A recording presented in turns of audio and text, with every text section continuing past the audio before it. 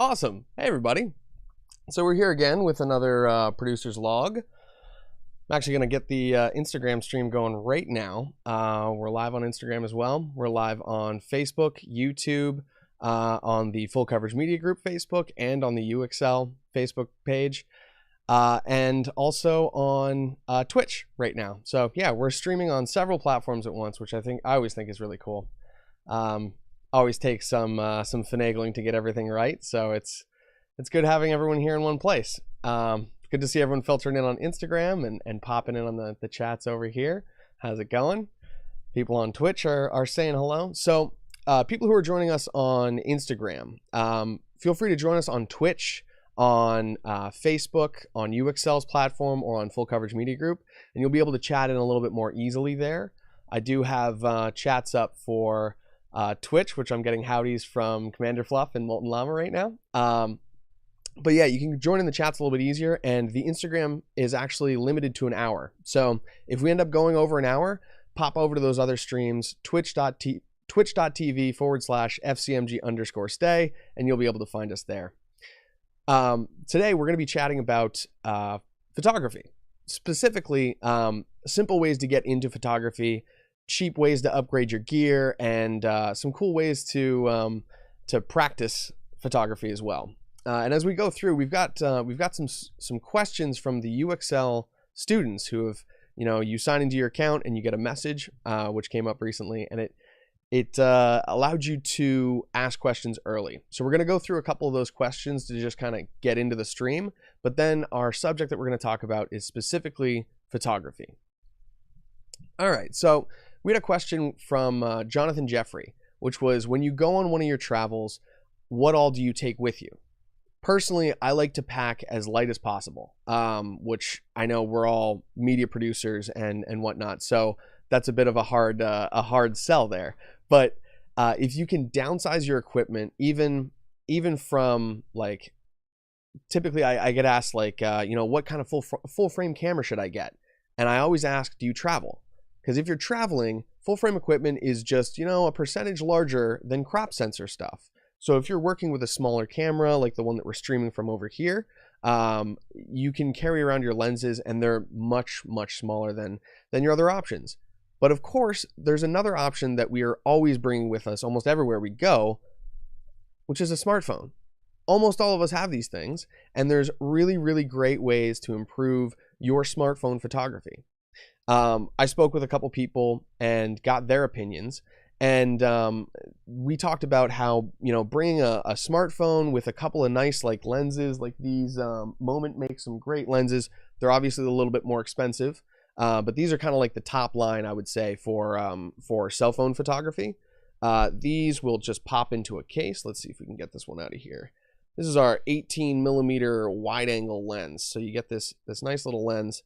Comes with a front cap, and let's pull this off. This one's obviously very cold, so it's fogging up right now. I think I just pulled this in from my car. I'm gonna do this on the stream so you can see this lens. Beautiful little lens, great little color to it, and actually awesome rendition, like very, very sharp, very accurate color rendition and skin tones and all that stuff. And to pop it onto your phone, all you have to do is get one of these great cases. Moment makes these cases. A lot of companies are now making these. They're called bayonet mount cases. So you can stick these things into here, and they just lock right into your phone like that. So you can do some really cool stuff with these. A lot of phones nowadays too have several different settings for that. So honestly, going on a trip, my advice would be to grab a cell phone, a nice smartphone, and maybe pack like a cell phone gimbal. They're making those much less expensive these days. I know there's some great options for under $100. Feiyu recently came out with a pocket gimbal, and trying to think of some other options. There's the one that I have for cell phones is the Zhiyun M2, and this is a great option. Here, I'll show the Instagram stream there. This is a great option. It locks. So if you're walking around, this thing isn't jingling all over the place and smacking itself and causing all sorts of problems. But you can pack that into a bag. You can stick this on your backpack, anything like that. Carry your phone and your lenses, and that would be able to carry the weight of that as well. So If I'm traveling, honestly, I try to pack light. I try to keep it all within something that I can wear. That way I'm not having to sacrifice, like if I stay with family or something like that, I'm not having to leave things behind and then, go on my trip. That was a great question. That was from Samiha Zaman. I apologize if I butchered that name. I'm going to do my best with pronunciations. My name is actually, I've got an E and an accent and all this stuff, so I've always got mispronunciations throughout my entire life. But so I feel your pain there if I get it wrong. Giacomo Giorgiani asked the question, which are the main steps to get started? Any golden tips which are not get your camera or phone and take as many pictures as you can? He also asked a couple other questions like how to really understand lights and dimension. There are many concepts and things to pay attention to. How can you find models and people to practice your skills with? Well, there's tons of stuff like that we're actually going to be covering over the next 10 weeks. We're going to be doing every Monday, we're going to be doing these live streams, and we're going to be having an open discussion basically where you're encouraged to ask us anything. Bring up anything in the chats, either on Instagram, YouTube, Twitch, or Facebook. And thank you for the follow on Twitch there. I appreciate it. Feel free to bring up anything to us and we'll chat about these things. We'll start talking about them together. And as we get more and more people coming into these chats on a regular basis, it'll kind of become like a production forum. So anyone who makes kind of media can stop in, chat with us, and we'll find a solution for them. I'm not trying to put myself out as the end-all be-all knowledgeable person about this stuff. I have been working in the industry for a long time, about 9 years at this point almost. Started as a photographer, moved my way into videography, and now I work for companies such as PBS. I work for a studio in town called King Studios, and now I'm doing wedding media with a company called Not Just Any Day. And of course, Not is KNOT, just to add that little extra bonus there. So yeah, it's we're going to be covering a whole lot of material just like that over the next couple weeks. And I would love to have you chatting in and asking these questions as we get to these subjects. One that's going to be coming up real soon is going to be how to understand lights and dimension. I do want to do like a lighting practical where we can talk about, hey, here's a light and look what happens when you move it around this way. We'll talk about emotions and how things can be affected by your lighting like that. But one that we're going to cover today is any golden tips, which are not just get your camera and take as many pictures as you can. We're going to have some cool startup tips for how to practice your craft as a photographer and different ways to get into it without breaking the bank. A lot of people come to me and they ask me, hey, I'm about to get my first camera. Should I get the Sony A7 III or the A7R2 or what? And those cameras are thousands of dollars just for the camera. So you start adding lenses and all this other equipment, it gets very, very expensive very quickly. Meanwhile, using your smartphone, using a smaller point and shoot camera, or even just practicing with an older camera that you can find, something vintage or something used, is a great, great option. So we're going to get into that a little bit more today. We've got a couple more questions here on the list. Let's see. Anything that can be said about the new photography course that we'll cover later this year? We're going to be talking about all this stuff over the next couple of weeks. I don't have the information, I should say, exactly as to what's going to be in the course, but I might be involved somehow. So it would be really lovely to see you there in the course. Students right now at UXL, you're getting a bit of a promo, so pick up that promo and I'll see you in the course. If you have a UXL account, definitely go sign in and check that promo out. So let's see, any other questions here? I'd like to know more about, nothing in particular, but I'd like to know more about video editing if it's possible. We'll be hitting up video editing and video production in general after this session of photography. We'll have a couple of live streams, probably about 10 over the next couple weeks. And then we're going to get into videography. After that, we're going to get into media production in general. So design and websites and things like that. And then we're going to move into freelance after that. So we've got a long stream of content coming up for you. And I'm really excited to be working with UXL to bring this to you. So now that we have a bunch of people in here, we've made it into the first 10 minutes of the live stream. Appreciate everyone who's stuck with us so far. let's get the actual subject matter started for real. As always, this video is sponsored by UXL Career and Learning Network. Are you interested in learning a new skill? UXL is a leading provider in online training. They host courses from top-rated instructors from across the globe. Find courses on just about any subject and join a community of over 500,000 passionate learners. Visit uxl.com and register today. They've got some great stuff, and you know, I've got the little logo for them too here. They've been kind enough to sponsor this live stream. I keep trying to call it a podcast just because I'm used to podcasting. They were kind enough to sponsor this live stream and spread it out to a whole bunch of people. So hopefully we can build a community here, get people chatting in, get people asking questions, get people waving on Instagram and stuff, and you know, find some information for you. We've got a lot of people who are chatting in lately, and they've got some really interesting stuff to talk about. Last time we were joined by a friend of mine from Facebook, and he had some really cool insights for us. So the subject today is photography. Getting started in photography in particular. Also, how to be a better photographer. And that's something I need to practice as well. I always tend to stick to my standards when it comes to photography. And, you know, there's always room for a little bit of experimentation and learning too. So my first point that I wanted to talk about was using the camera that you have.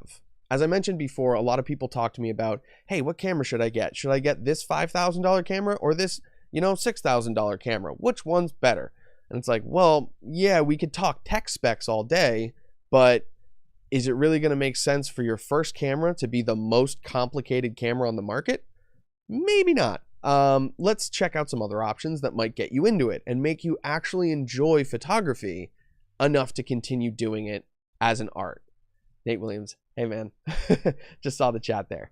So getting into photography can be tough. A lot of people, you know, they weigh their options and they go, well, you know what, I'm going to buy this expensive camera, but there's tons and tons of choices out there.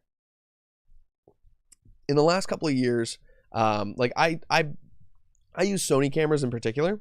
I have used Nikon before, and I have a lot of colleagues that use Canon. In fact, I have a lot of colleagues that use Sony cameras and Canon lenses or Nikon, and you know, they're all mixing and matching like that. So my kind of point that I go to instead of what camera brand should I get is more so something like, what cameras do you have accessible to you right now? Do you have an older, you know, point and shoot digital? That's great. Do you have a hand-me-down SLR photo camera? That can be a little complicated, but hey, we can work with that. Meanwhile, almost everyone has a smartphone, and these things have become a great way to share media and a great way to record media. So you can not only take photos with this, you can also take videos. Sometimes you can do some weird creative things like put filters on stuff. You can have tons of fun with it.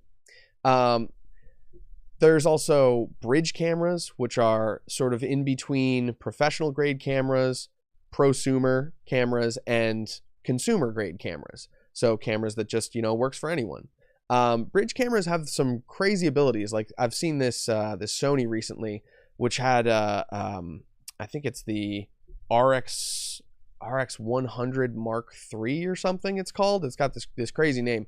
But it's got a lens on it that basically goes from a wide angle lens. It's something like 20 millimeters or something like that. And then it has a crazy zoom. Like it goes up to like 600 millimeter zoom. Because of the sensor on the camera, it's not really as wide as it seems, and it's not quite as tight as it seems. It's somewhere in the middle. It covers a long focal range. It has a built-in lens, and it's a great camera. The thing is, though, that's about a $1,200 camera, so they're still expensive, even though they're not professional. So, I want to talk about some of those other options, like the point and shoots, smartphones, smaller cameras that are really budget friendly, but have great qualities. For instance, on Instagram right now, people are watching on the Galaxy S9, which is a tiny phone. We're looking at the front screen camera right now. So that's kind of like the lower quality of the two. I've used this camera for photography for a long time now, since I got it almost maybe 2 years ago. And it's always been a great option for taking photos on the fly, having something very small in my pocket that's not going to weigh me down, and just getting out there and doing it. So let's kind of switch gears and let's talk about, instead of the different types of cameras that we can use, because everyone has basically one of those. Use whichever camera is going to be your, like, it's going to work for you at that price. Actually, our friend from the last episode, Matt Griller, is chatting in right now. He says, get the camera that works for you at a good price. You can learn more from a less expensive camera. That's a really good point. He continues, and honestly, with knowing how to use the camera, you can make something that looks just as good as an expensive camera. I think that's absolutely true as well. Personally, I use crop sensor cameras, which are not the big full frame, super expensive boys.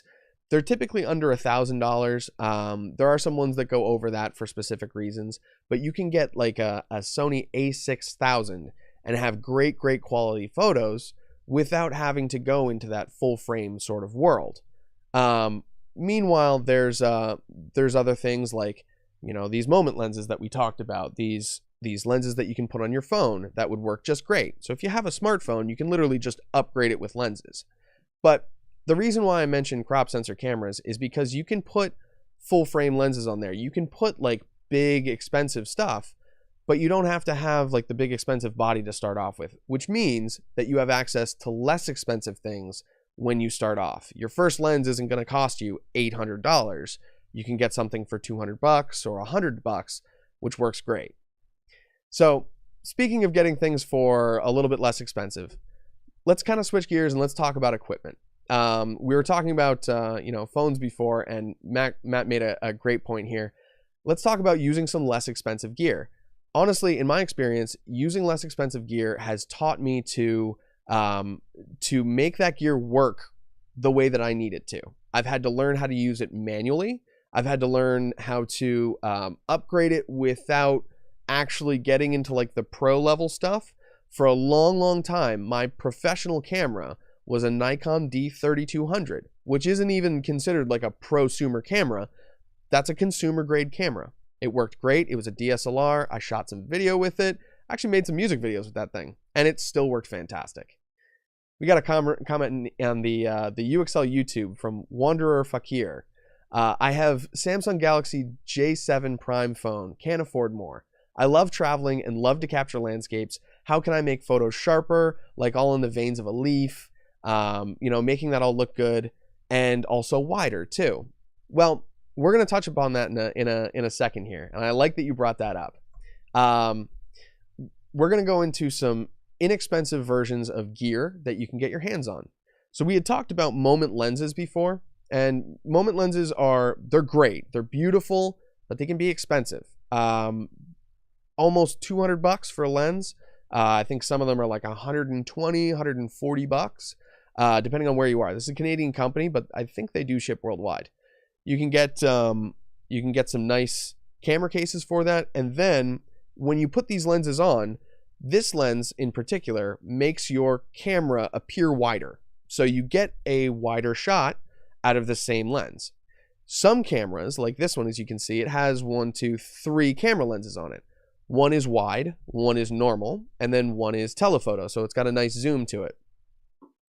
With cameras that have different lenses like that, you can do some really cool stuff where if you add these lenses, these external lenses, now you have 3 internal lenses, which suddenly become 6 lenses with your external lens. So while those moment lenses are great, there are other options like I think Beast Grip has some. Olo Clip does some lenses as well, and those are much closer to like the $50 range. There's other things that go even below that you can just clip onto the outside of your phone, and you don't even need a case for them. So checking out some different lenses for cell phones is a great option. Wanderer, you talk about the Galaxy J7. Getting some lenses for that can do some really cool stuff. But then on top of that, we're going to talk about some apps later. There's literally thousands of free apps out there, so you don't have to go into something that's necessarily expensive right off the bat. You can mess around with tons of free apps, find ones that have the right features, and then use that feature for that type of shot. That's something that John Wenzel actually suggested to me. He gave me some great tips earlier, and we're going to talk about those later. He's got a cool network for creative smartphone photography that I want to introduce you all to.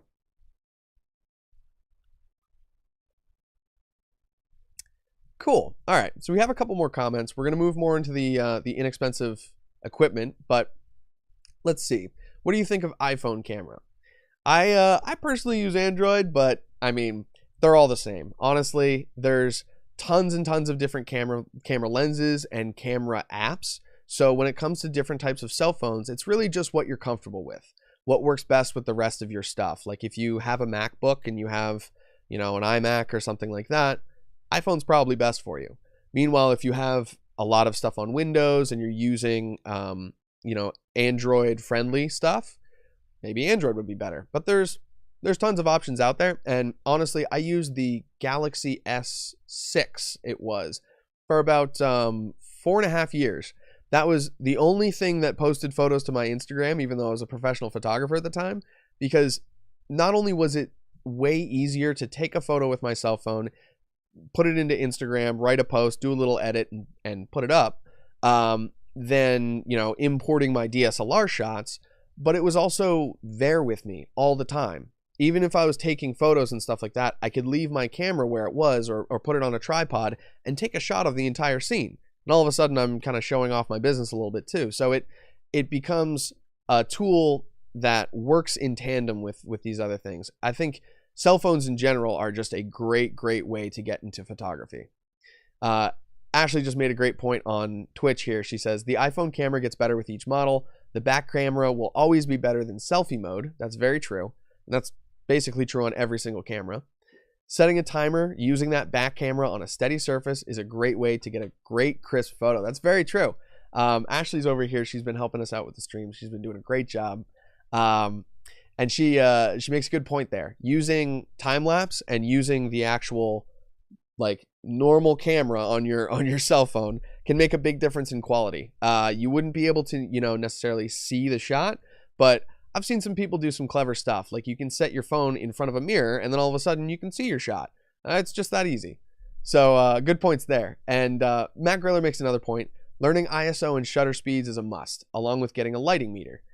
Lighting meter, I haven't used that as much, but using the light meters and learning how to use histogram and stuff like that comes with more robust cell phone apps can be a great way to use that without necessarily having to buy a light meter. But if you can find one, especially used, I find they're fantastic.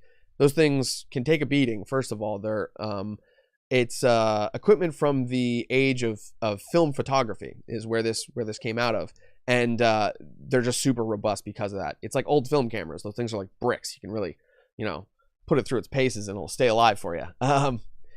Let's see. But learning ISO and shutter speed, that's a great point. ISO is going to be your light sensitivity in your camera. So the higher the number you set that to, the more it's going to blow out your shot. Here, I'll do a little set on the camera on the Workstream here. So we're going to bump up the ISO, and you can see the light on my face is now very bright.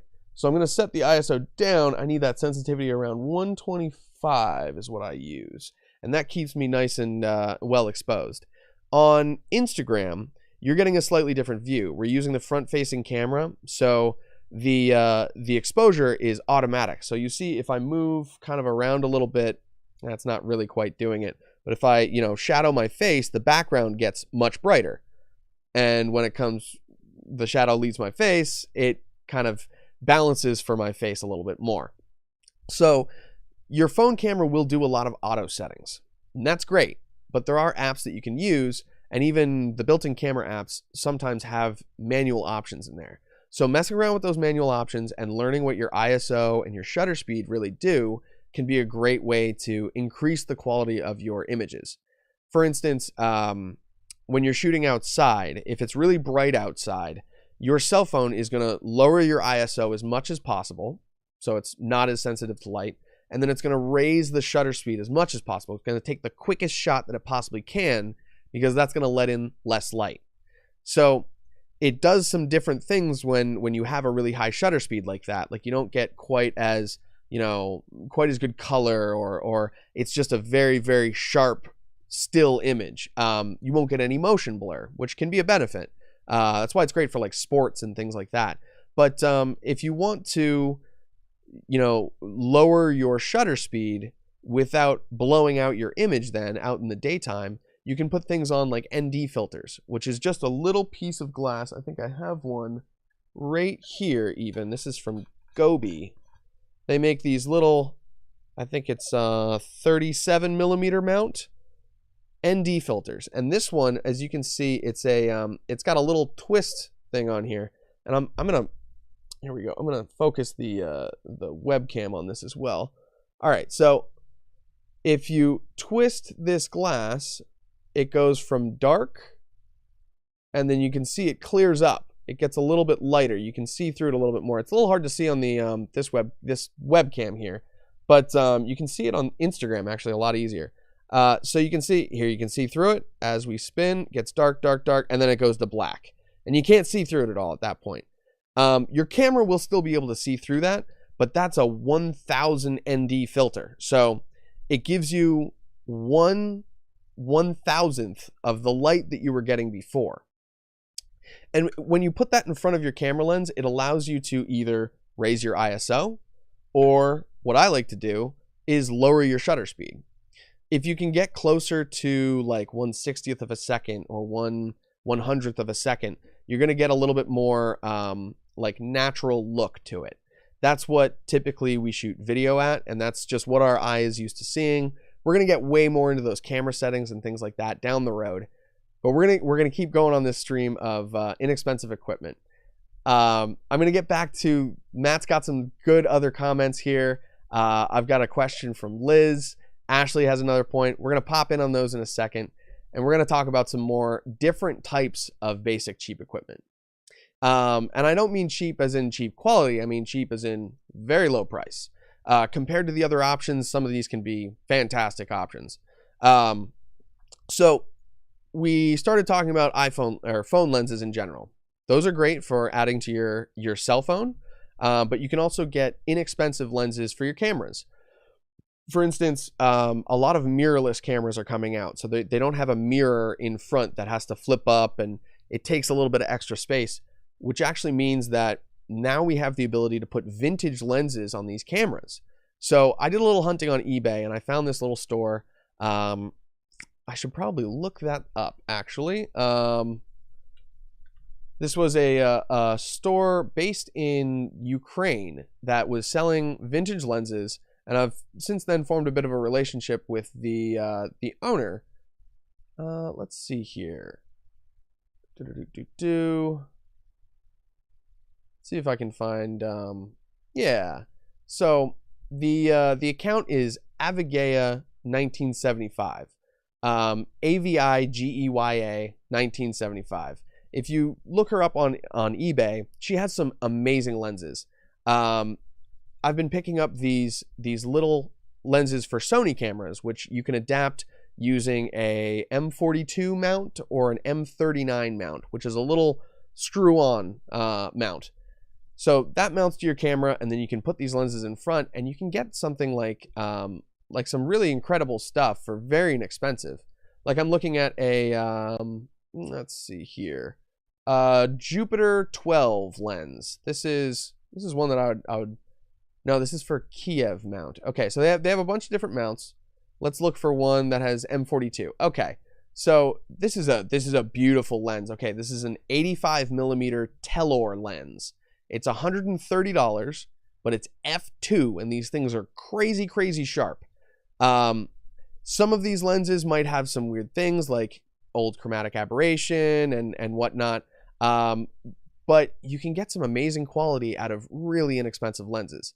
The only thing is then it's a manual lens that you have on your camera, so you have to be aware of that. You have to use all your manual settings, and just like Matt mentioned before, using less expensive equipment and figuring out how to do all the manual stuff can really, really improve your photography overall. Because then one day, if you upgrade to that full frame $10,000 camera that's just amazing and it does everything, then you're going to be able to use all of the manual settings on there and really make it the way that you want to. So I'm really thankful that my first camera was a much smaller camera. It was a little tiny point and shoot. I think it was a Samsung. It was waterproof, and it took, I think, 8 megapixel photos, but I learned how to use that by just taking photos on trips with family, and whenever I'd go to school, like I would just sort of bring it along, and if something came up, I'd pop a photo. But you know, having using the camera that you have and just making it work, using manual settings, learning different ways to use it, and adding different things on, like additional lenses, filters, lights, we're actually going to get into that a little bit, is a very easy way to upgrade your setups without really, you know, costing you anything. If you have that camera, it's free. Okay, let's see. I'm going to skim the comments really quick. I don't want to get too far behind. Okay, we're not bad. So I'm going to get to those comments in a second, but let's go through our basic cheap equipment finally. I keep kind of getting a little sidetracked here. That's my bad. So we talked about phone lenses. Let's talk about support equipment. There's all kinds of stuff out there, from tripods, which is, I think, the first thing that people typically think of when they're talking about photography, which makes total sense. There's hundreds and hundreds of thousands of tripods out there, but it's hard to kind of tell which option is going to be the best for you. What I would suggest is finding something inexpensive to start off with. There's a company that I've been just falling in love with lately. They're called Kaier, and they make a variety of tripods.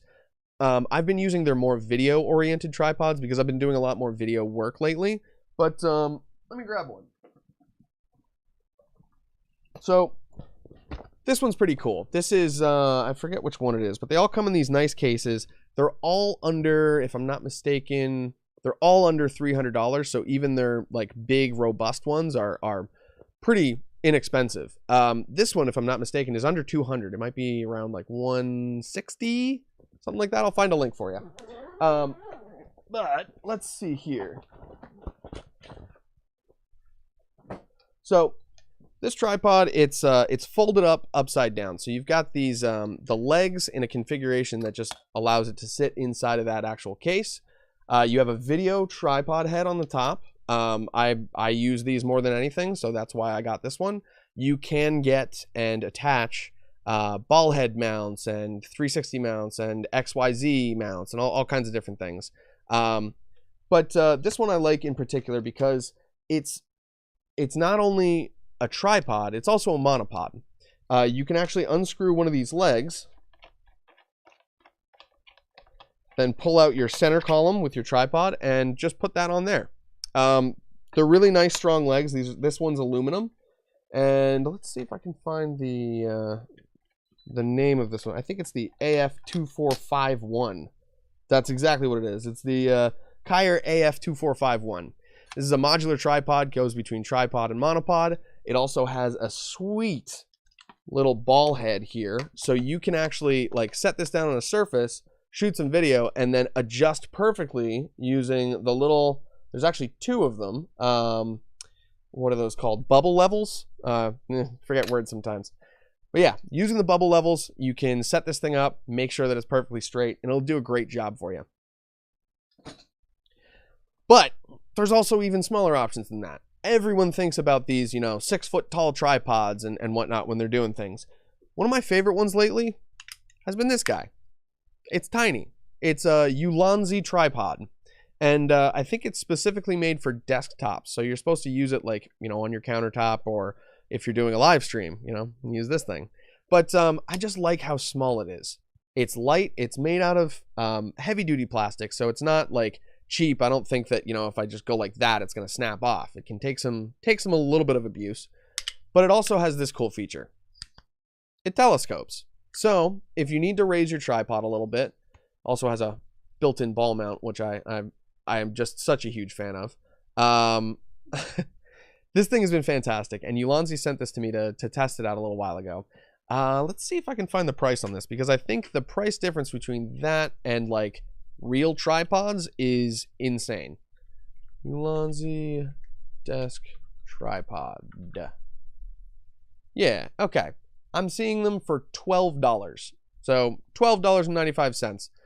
13 bucks, you got a new little tripod. And that thing, it gives you a different perspective when you're out in the world too.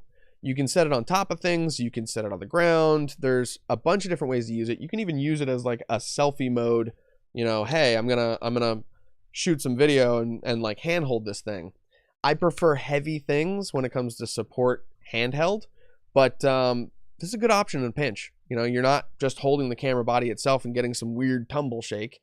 So it's a good option. Let's go back to our little list here.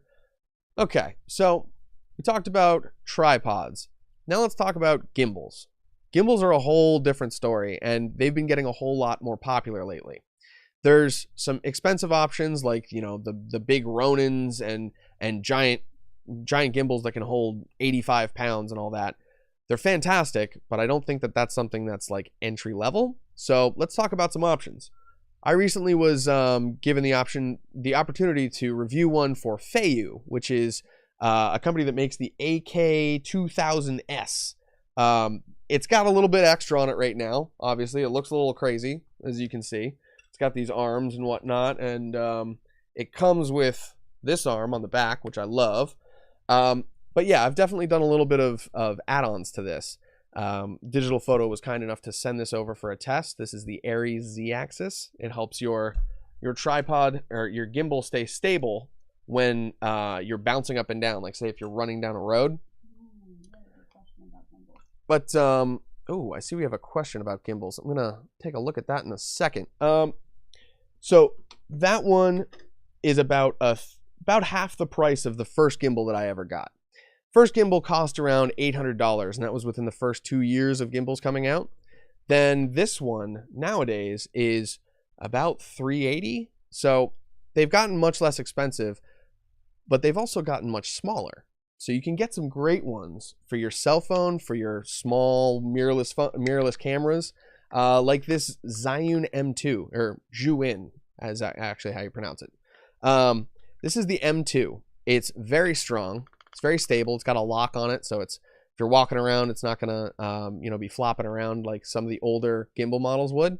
And it's got a big battery in it, so you can actually charge your phone while you're using it on this device, which I think is just a sweet feature. It comes with a phone mount too, so it's made for phones. It's made out of aluminum. It's very high grade, and I'm not actually sure of the price on this one. I'm gonna look that up really quick. But in the meantime, I see that we have a question about gimbals. So before we move on from those, we're going to address that question. Let's see here. Zhiyun M2. Okay, yeah, so the Zhiyun Tech Crane M2. This is a 3-axis gimbal. I'm seeing it for $200, but I'm also seeing used on eBay for $130. This thing can literally hold like a little point and shoot camera. I've had it hold my A6400, which is a mirrorless crop sensor camera from Sony. It had a cage on it. It had a big lens. It was the 16mm Sigma lens. And that's a heavy boy lens. So it can definitely take some weight, and it's a good option if you're getting into cell phones. But again, there's some things that are less expensive. Zhiyun has the Smooth Q and the Smooth 4. Both I think are around $120 new. They might even be less expensive now because of things. They're about 2 years old now. I actually have a Smooth 4 over there, and it's worked great. Okay, let's see if we can find that comment about gimbals here. Okay, during travel, it's not always possible to stop every time I use a selfie stick to shoot through the car window to record, but they're shaky. Will a gimbal be a good option to make them shake less? That's exactly what a gimbal does.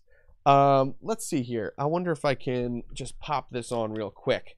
So what a gimbal really does is it takes motion out of 3 axes.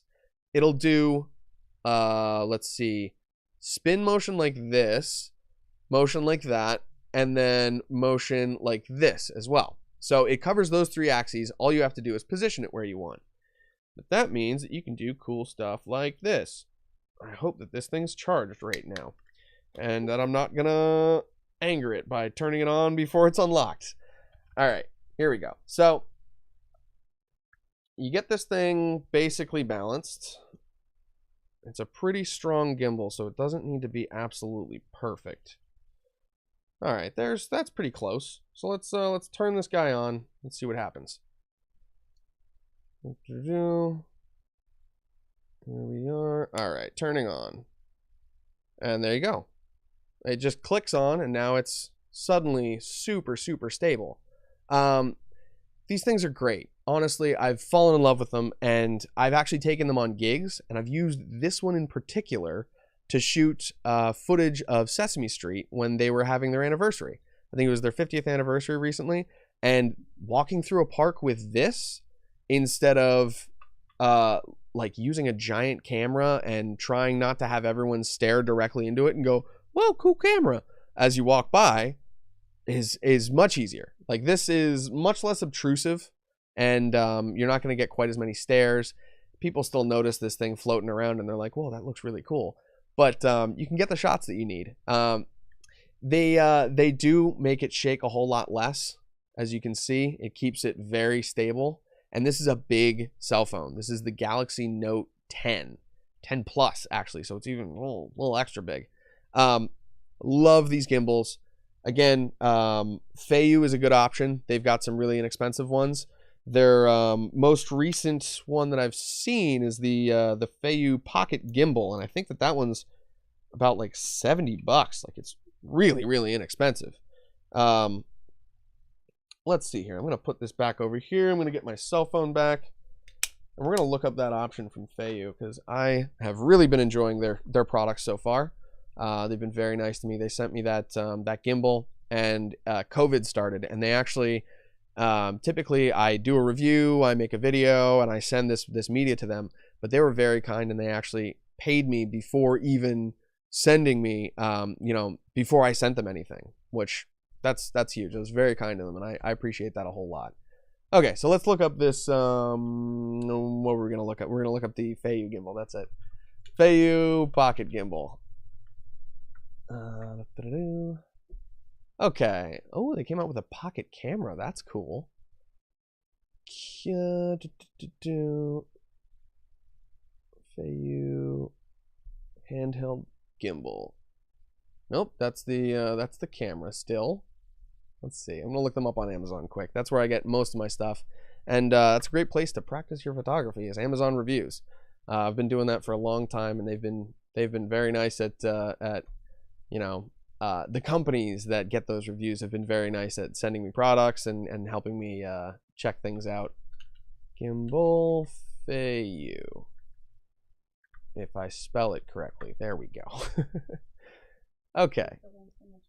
All right, so the Feiyu Tech Vlog Pocket is the one that I was talking about. I'm going to drop a link in the chat right here. Anyone can go check it out. Okay, the name of the product that I'm speaking about right now, this is the Feiyu Tech Vlog Pocket.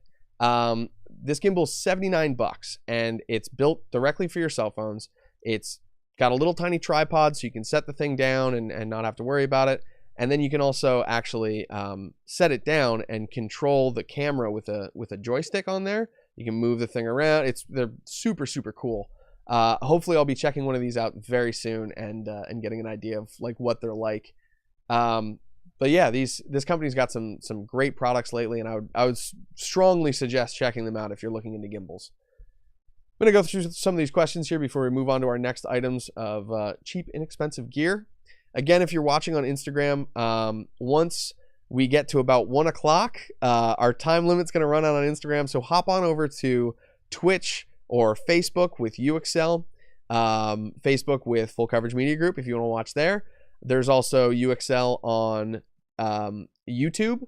You can follow them there. And also, we're on Twitch right now. I'm making a push to get to affiliate on Twitch, and it's FCMG_stay if you want to find us there. So let's take a look here. Liz had a question. Alrighty. My lens has the option of manual focus, and sometimes I get better results with manual focus over autofocus. Is there any advice on when we should use manual over autofocus? Okay, so I do love using autofocus, but I had a camera just starting off. It was a Nikon D3100 was, I think, my very first digital camera. And it was good, but it had a lot of lag when it came to focusing. Like I would press the shutter button and the camera would go, and then it would find its focus. Newer cameras nowadays, such as this one here, they're getting way better at autofocus. Like if you're on the streams right here, I'll give you a little example. It's in manual focus right now because I'm sitting in a spot that doesn't move too much. But we click this button and all of a sudden it's going to focus no matter where I move. And the nice part about it too is it actually tracks my eyes. So newer cameras are getting way crazier with this stuff, and they're still like fairly inexpensive cameras. Yeah, D5100 does the same thing. I actually had a D5100 for a long time too. Let me get this back into focus now that I've clicked it out. I had a D5100 for a bit. I used it for a couple of weeks. I got to borrow it from a friend. Great cameras. They take nice video. I think the 5100 takes video. And then eventually got the 5300, and that was a good standard camera that I used for a long time. I shot music videos with that one. But with those cameras, those are DSLRs. So DSLRs, they have a mirror in front, and they use a different method to actually catch autofocus. It's called contrast detection, I think. Yeah, contrast detection. So it looks at 2 points and it goes, okay, this one's like a really light point and this one's a really dark point, and then we'll try and find the differences between them and see what you're actually looking at. So it has to search through the image to find where it wants to go, and then it locks down. There are DSLRs like the D4, the professional bodies from Nikon, that are going to be great with that. You're going to hit that shutter button and it's going to go, and it's going to be on in a split second, literally under a second. But now there's a new type of autofocus coming out called phase detection, which is a little bit different. With DSLRs, I honestly love using them as manual focus cameras. They're great for video that way. Whereas like if you're always shooting with autofocus, like sometimes you can, like even with these new cameras, if my subject moves slightly out of frame, it can go, like right now, if I were to put it on autofocus, it would focus on my microphone and not on my face because that's slightly in front of me. It's like a foreground object. So DSLRs, I love for manual stuff. There are different ways that you can, I'm not sure if the 51 has it, but sometimes DSLRs have like focus peaking. So you can pull your focus on your lens and see with a little red line, you know, okay, my focus is right here. Perfect. Snap that shot. Autofocus I like to use with contrast detection stuff when my subject isn't moving a whole lot. Like when my subject is sort of moving a lot and I just don't have any other choice. So I'll try and sort of catch them when they're frozen. Like I used to do a lot of stage photography. So I would watch a stage performance and sit there with a camera and try and get these nice shots. That was really a best case scenario because the background is typically very dark. A lot of those places have like lights on the actors, and then the background is much more dim. So it can be easier in situations where your subject is the most brightly lit out of everything. But also situations that have more light in general are going to be easier to focus than low light situations. So if you don't have a lot of light, switch to manual. If you have a subject that isn't moving a lot, switch to manual. Those are the good ways that I've found, taking a shot and then checking in your clear image zoom, like zoom way into that image and see if it's perfectly on those eyes. That's when you're going to get those beautiful, beautiful shots. So I hope that helps out with your question a little bit, Liz. I know that's a hard subject to kind of move beyond, but honestly, 5100, I would use manual a lot of the time and use it to train. And then one day, if you ever decide to upgrade to a newer camera, you'll be surprised, and you'll also have the option to do manual stuff too. So you can use that creatively. Then it becomes part of your bag. Alrighty, we got a bunch of questions popping in now. Okay, recommend a good tripod. We talked about tripods a little bit earlier, actually. We mentioned the Ulanzi, the little one. And we also mentioned the Kyre tripods, which are bigger ones. So check those out. Kyre is on Amazon, and they have some great products. I really love them. Let's see here. That's exactly what my DSLR does on autofocus, and I moved to manual, but I'm horrible. Pictures come up bad. I know it takes a while to get used to a lens, the direction that it turns. Some lenses have different directions that they go. Some cameras you can actually switch that direction in your settings. But yeah, it's definitely a learning curve. It's tough to get into manual, but once you do, I promise it's going to be worth it. Matt Griller says, I prefer manual also because I can better control and adjust depth of field. That's very true. Depending on where you set your focus, you can get a blurrier background. You can kind of experiment with those things a little bit easier, and you can see it happening in real time. Let's see. Michelle Stewart. Hey, how's it going? I use autofocus, but if you half press the shutter release, it locks focus on the subject. That's a good point too. So there's another setting that sometimes I use on DSLRs called back button focusing. So instead of half pressing the shutter and it focuses, there's a button back here that you'll press the button and then it will focus. So that can be really good if your subject isn't moving. You use autofocus once, get onto the subject. You might have to fine tune a little bit if you need to, but then you can press the shutter as many times as you want, and it's not gonna jump and autofocus and do anything weird on you. It's sort of like manual with the autofocus option. And I know that the D50-100 should be able to do that. I was using that on Nikon cameras for a long time, and honestly, it was huge. Made a big difference in my shooting. So Liz, that's a good tip for you too. Actually, this is great. I love this discourse that we're all having. It's beautiful. Okay, let's see. I use autofocus. Okay, wasn't doing that in the beginning, and my photos were really blurry. Yeah, learned that trick in a class. Thank you for sharing that, Michelle. I really appreciate that. Do prime lenses have manual focus, or is it only zoom lenses?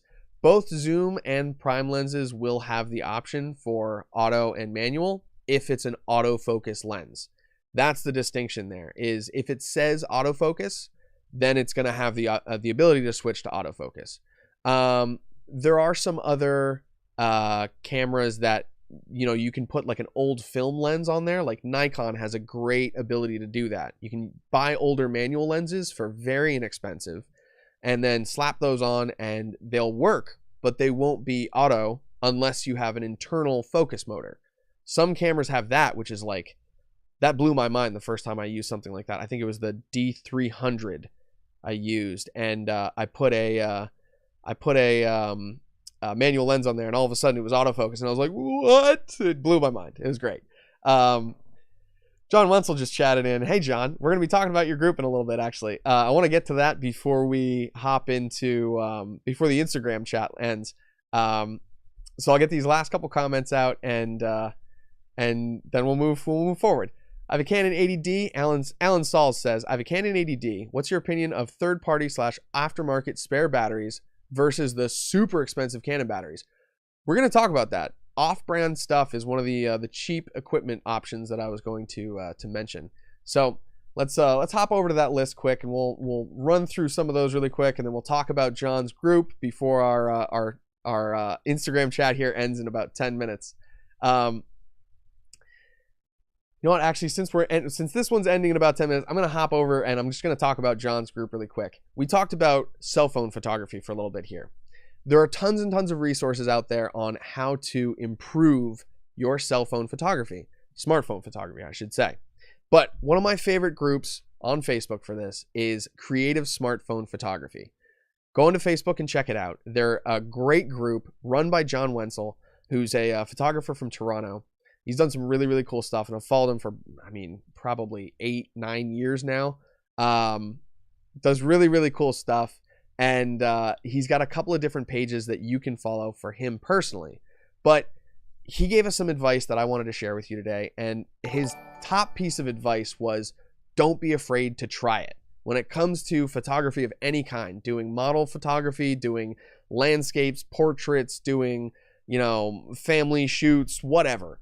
Give it a shot, give it a try, and see what you come up with. Because honestly, you post things. What's the worst that can happen? just delete it if you don't like it. The group is called Creative Smartphone Photography. Ashley's going to find the group and she's going to post a link in the chat here. I think it might be a private group, so you just, you know, request to join the group and they'll let you in. But it might be... Yes. No, Creative Smartphone Photography. Here we go. I'm going to see if I can find it on here. But yeah, he has Creative Smartphone Photography. There's a couple of other pages. I'm going to run through the names right quick. He has JJ Wenzel Images, Tails Fluff, and Chef's Photographer. One is for pets, one is for food, and the other one is his photography in general. But the group is Creative Smartphone Photography, and we'll pull this up here. Yeah, it's a private group. You can ask for a only members can see who's in the group and what they post. Anyone can find the group though, so you can check out this group on Facebook. You can add yourself to the group, and there's tons and tons of advice up there. Some other pieces of advice that John mentioned was there are multiple apps on the Google and Play Store, Google Play and App Store, I should say. Start with ones that are free. There are tons of free options out there, and it's always a great way to get started. You can get comfortable with these apps and see if they're something that you actually want to go in for, if it's a paid app, or you can use that one free feature that works great on this app and then switch over to this other app when you want to use that free feature. There's all kinds of ways you can do it. Here we go. I'm going to pull up the group, and I'm going to post this in the... There we go. Oh, okay. We got two of them. Beautiful. Oh, okay. No, that was me. All right. So we got the group is up in the messages there. Feel free to check that out and say hi to John when you get there. He's a great dude, and he's got some cool advice for you. His essential apps that he mentioned were Snapseed, ToolWiz, and Photoshop Express. And while those can be some big apps, they have tons and tons of tutorials online. So you can find those on YouTube. You can, you know, really figure out which apps are going to work best for you and use them for each specific thing that you're going to do. So thanks to John again for giving us that information and passing that along. That was under my category of ways to practice photography. So we're going to hit some more of those too. But I did want to go back to the cheap equipment because there's lots of stuff in there. There's so many good options that are coming out recently, and they're all great. So we talked about phone lenses earlier. We talked about moment and less expensive options. We talked about filters, stuff like that. We talked about support equipment, which was Kayer and Ulanzi tripods, Feiyu gimbals, and the last thing I wanted to mention from support equipment was things like this. This is it's a motorized slider. This is a little tiny boy. It can only carry a mirrorless camera, very small cameras, or what is the other thing? Or smartphones. That's the other thing that we were talking about. But this thing's really cool because you can power this on. It's got an internal battery. Let's see. All right, power it on, and you can adjust the number here. Let's see. We'll put that up to a 9. Let's go as fast as we can. And then you press either direction on this thing. Boop. And it starts moving. You can probably hear that on the Facebook, YouTube, Twitch streams. It has some sound to it, but these are great for time-lapse photography, time-lapse video, and things like that.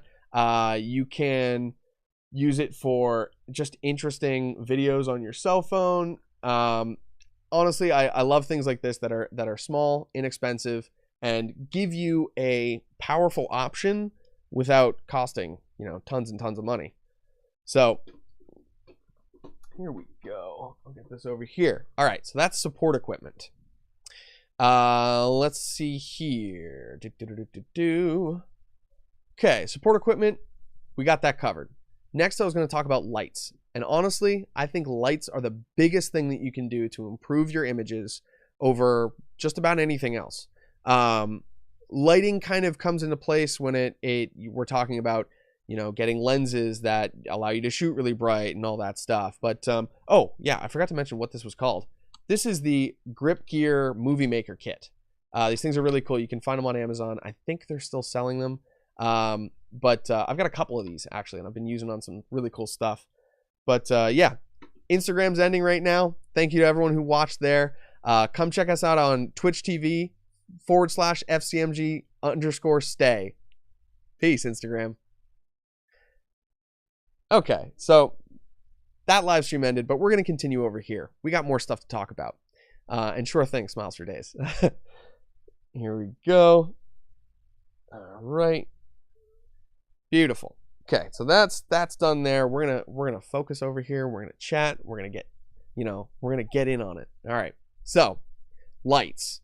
There's some great options that have been coming out lately, and they're getting less expensive and more powerful all the time.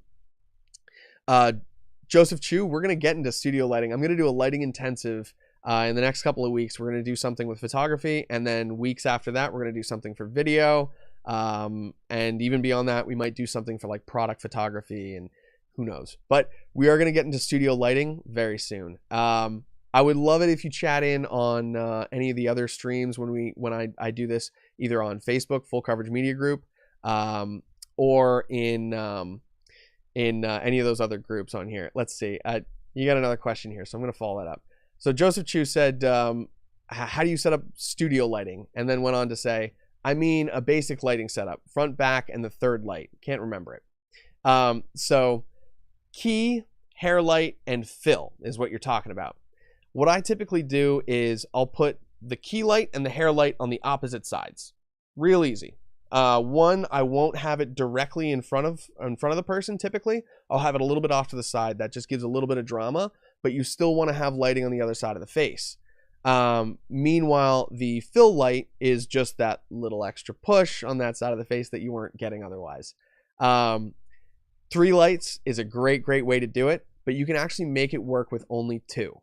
And what I've been doing lately is I'll set up the key light, and then I'll set up the hair light, and I'll sort of use that as my fill. So instead of directly behind, I'll bring the hair light a little bit around this way. I'll give you an example too, using one of my little handy dandy lights over here. Let's see. I'll turn this one on. This is the Waylight RB80P. RB08P, sorry, actually. But it's different colors, you can see. It does all kinds of stuff. Let's flip through, let's find. Okay, so that's 5500K, that's about daylight. So I'm going to turn this down because it's currently at 100%, and that's just going to be crazy bright. This thing's awesome. It's got an internal battery. I'm going to talk to you about it in a second. So I'll show you what I mean. Typically, your hair light is going to be like this. You see how it just makes that sort of rim of light on the top of my head. But if you bring it a little bit more around, you can almost fill on the side of someone's head. So you get this lighting on the side of the face, and it sort of brightens up that axis. But then your key is filling in the other side. So you get that much brighter kind of edge, and you're definitely going to get a link to this bad boy. This is the next thing that I wanted to talk about, which was lighting. And these little tiny lights can be great for smartphone photography. They're really powerful. They've got an internal battery, all kinds of different, like you can do like a lightning effect on this thing. You can do birthday party effects. You can do an RGB spin. Like here, let's switch to some of these.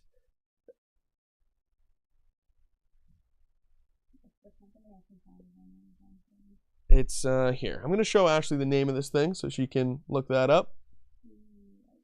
Yes. All right. And Waylight has been kind enough to let me test some of their equipment. But this thing, I tell you, it does some really cool stuff. So this is now doing just an RGB sort of. It's going around the hue circle, and yeah, it is great for portraits. You can do some really cool stuff with colored lighting. LED lights in particular, as you can see, this one has, let's see if I can turn it down enough for you to see it. You'll see, I mean, you can kind of see it's got like diodes in there. So they're little tiny light emitting diodes. That's what LED means. But they're little tiny squares. They have white and yellow. So that's your daylight and your incandescent light balance. That's like bicolor lights have that. But then it also has red, green, and blue right next to it. So you get red, green, and blue plus white, which means you get a much more accurate color grade when you're doing things for portraits. So you get better skin tones, all that stuff. It's fantastic. I'm gonna take a sip of water here. Let's stay hydrated. Okay. So let's see. Yeah, Ashley got the mini LED light in there. I should really be dropping affiliate links in here. I just realized that. I think you should put those after the end of the stream. Just go drop them into the channels on the stream. Oh. The last comment that we have a nice list all tidy. Yeah. Okay. All right. So that's a great suggestion. Ashley just suggested that at the end of these streams, we're gonna go in. We're gonna add affiliate links at the end. We'll have some tidy link sections so you can check out everything.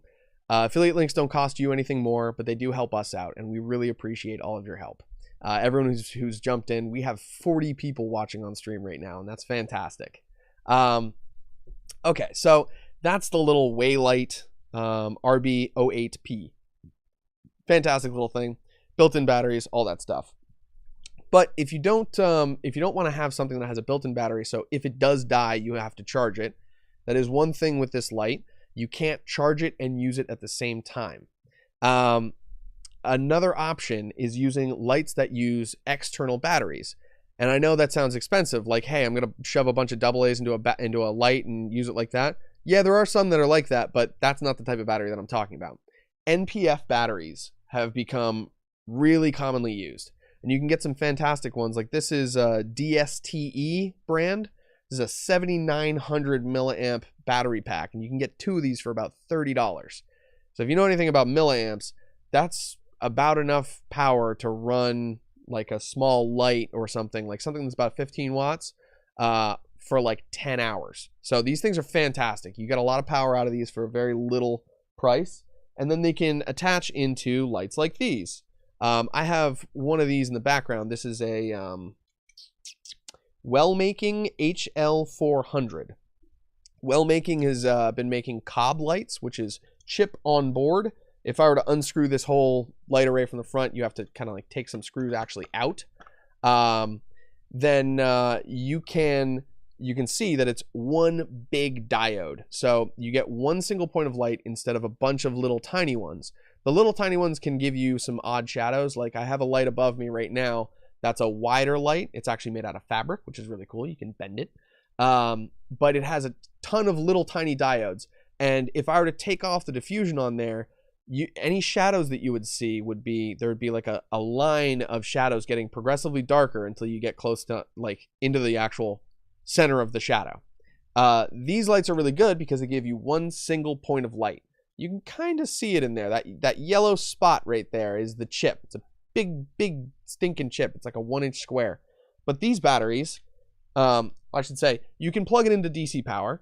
But why would you do that when you can plug it into one of these?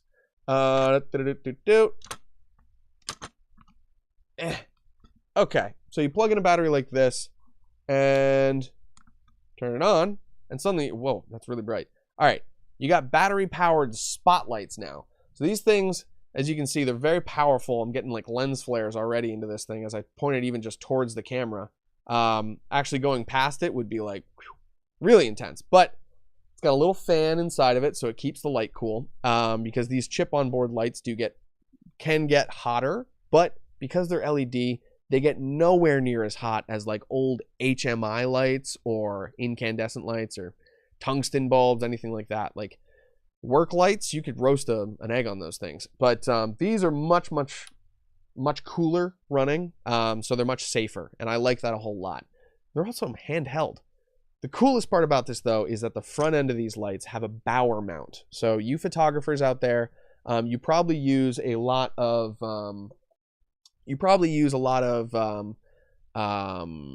like dishes and like big light diffusers. Hello, bearded mountain man. Thank you, Coconut Pop Tart. I am watching the chats. I'm gonna get to some of these questions as they came in, so don't worry, we'll get to them eventually. So yeah, these lights are great because you can attach those Bower mount big things. Like I have a giant, what is it called? A lantern. It's a big ball that you just stick this thing on the end of, and it makes for some fantastic lighting. It's very, very soft. It's very complimentary on people. And the nice thing about these, this one is not by color. It's daylight balanced. So you get daylight colored light. You just set your camera to daylight, and then you're good. It's real easy to use, and it's very nice. But there are still less expensive options than that. That thing's still about $100. Our little guy, I think, is around $70, if I'm not mistaken. And then we have things like this. So this is a ring light, but it's got a cord that becomes a USB cable. So this is a USB powered light. Very, very inexpensive. I think you can get these for about $8. Neewer is the company that makes these, and these came as part of a one of those like studio kits where you set up like a little studio box for taking product photos. But honestly, I was very impressed with these. You can plug it into an external battery. These are $15. Is a 20,000 milliamp battery, so it's even more capacity than those other ones.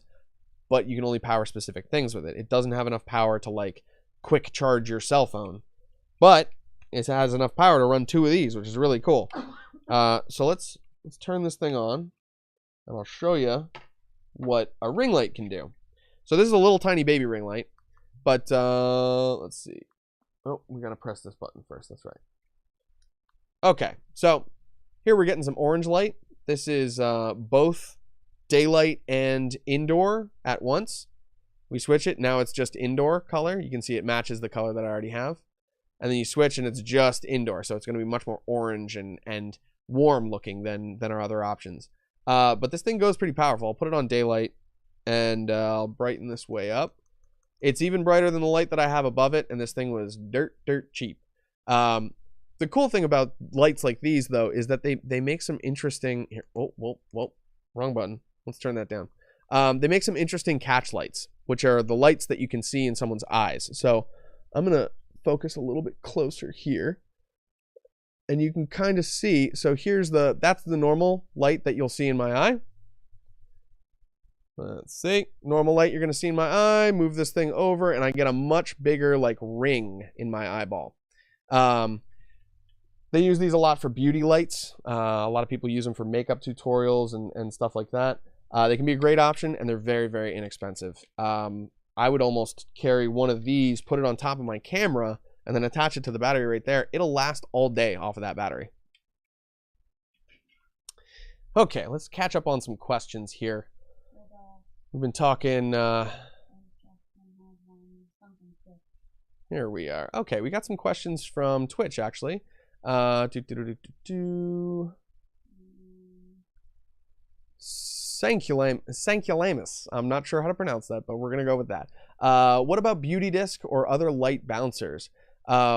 When should you use these instead of another fill light, for example? Those are some specific situations. So beauty lights like that ring light, or dish, like beauty dishes, which is an actual dish with a rear reflector so that your light reflects back into the dish and then you get that same ring effect. They can be really effective, but it can be an odd effect sometimes. I've found that when using a big ring light, like I have an 18-inch ring light back here, when using a big ring light like that, you can get some odd colors in your eyes, like not colors, but like the reflection of that ring in your eye. So I would really use those for like beauty shots or makeup tutorials, things where you just need to show detail in the whole face, because the point of it is that you get lighting above, to the sides, from below. You get lighting on all angles, and you get very even lighting as well. So that's definitely something to check out. If you're using a beauty dish or something, I would use it for beauty photography, like things that are more related to that. Let's see. Let's go back to some other questions here. Or other light bouncer. Yeah, light bouncers. Okay, so I think you might be talking about beauty disc as in like a reflector. I use those in daylight situations. Daylight is extremely powerful. It's almost like, unless you're going into some really expensive lights, it's almost impossible to get a cheap light that's going to outperform daylight. So what we do instead is we get, $15 to $80 bounce disc, which is a silver or white or even gold sometimes disc that you can flip out and direct sunlight with it. I have a couple ones that are really small. Those are good for when you're taking portraits. You can hold the camera, you can do your, your portrait style shot like that, and you can also hold this reflector up yourself and just do everything by yourself. It's a lot to kind of pay attention to at once, but if you have your settings dialed in, you know what you want to get, that's all you have to worry about. Meanwhile, we also have some ones that are bigger from Neewer that are, I think, 85 inches or something like that. They're big, big, big, big, big. And that is for, if I'm taking a picture of a bunch of people, then you're going to need to light everyone evenly. And this thing, you can bend it in certain ways so that it reflects that light across everyone. There's some really interesting things that you can do with those. Honestly, though, I would start with messing around with a key light, because when you're looking at a single light source and controlling that light source, I think that that's the best way. Like, personally, I think that that's the best way to learn lighting. Here, I'll give you an example really quick. I'm gonna turn off my key light, and then we're gonna use this light here to model the light, which is just show you like the effects of different positions and the kind of emotions that they can have. I'll get back to equipment and questions in a second, I promise. All right, so here's my light off. And then using a key, so this is like replacing the light that I have. So this is directly from above. And you're gonna get some, just good standard light when you're like directly above a camera or whatever your source is that you're shooting from. Meanwhile, you can move your light to the side, and you start to get a little bit more drama on the other side. There's a lighting technique here. You can see it as soon as that triangle appears under this side. That's called Rembrandt lighting. He used that in a lot of paintings, and it became very famous because of that. It's often used to get some more drama or anything like that. You can light from below to get a little bit of a spooky effect, of course. We all know that from Halloween as kids. But there's really cool things that you can do. You can light directly from above to get some more drama and to get like an interrogation type feel. There's all sorts of things. There's things happening in the background back there too. But yeah, that's a quick little tutorial. Just mess around with a single light. Control your lighting is the big thing. Being able to control your lighting in your environment, like closing on all the windows and doing something like that, is the best way to experiment. So definitely get into some of that, mess around with those lights and do some modeling like that. That's a little bit of that lighting tutorial for you. We're going to get into that more in future episodes. So definitely, pop in and comment on those, and we'll be happy to chat with you then. I'm going to move on into some other stuff. Ooh, that was a cool question. Ashley just brought this up. Audio streaming. What is it? What was that? Audio input recommendations for streaming from a mobile device is from Ofrabjus J. Ofrabjus. Okay, that's buddy Justin. He asked a question about audio input when streaming from a mobile device. So a lot of mobile devices nowadays don't have 3.5 millimeter jacks, which if they do, there's a really simple solution, which is use the headphones that came with them. Those typically have a mic on them. They're not that great. There are better options. Just be careful not to like rub that mic around a whole lot on your chest or, in your beard, your long, beautiful flowing beard. Bluetooth can work great too, using a Bluetooth headset. Sometimes you can get a bit of a delay if you're playing games with those, so be careful of that. But some other options are like there's little like smartphone microphones, and one of them is actually, I'm reviewing it for a company called Best FU. That's just their name. And it's a little smartphone like microphone, and it looks like a Rode Video Micro. It's a very small little directional thing. I think I might have some right here. Give me 1 second and I'll pop these up.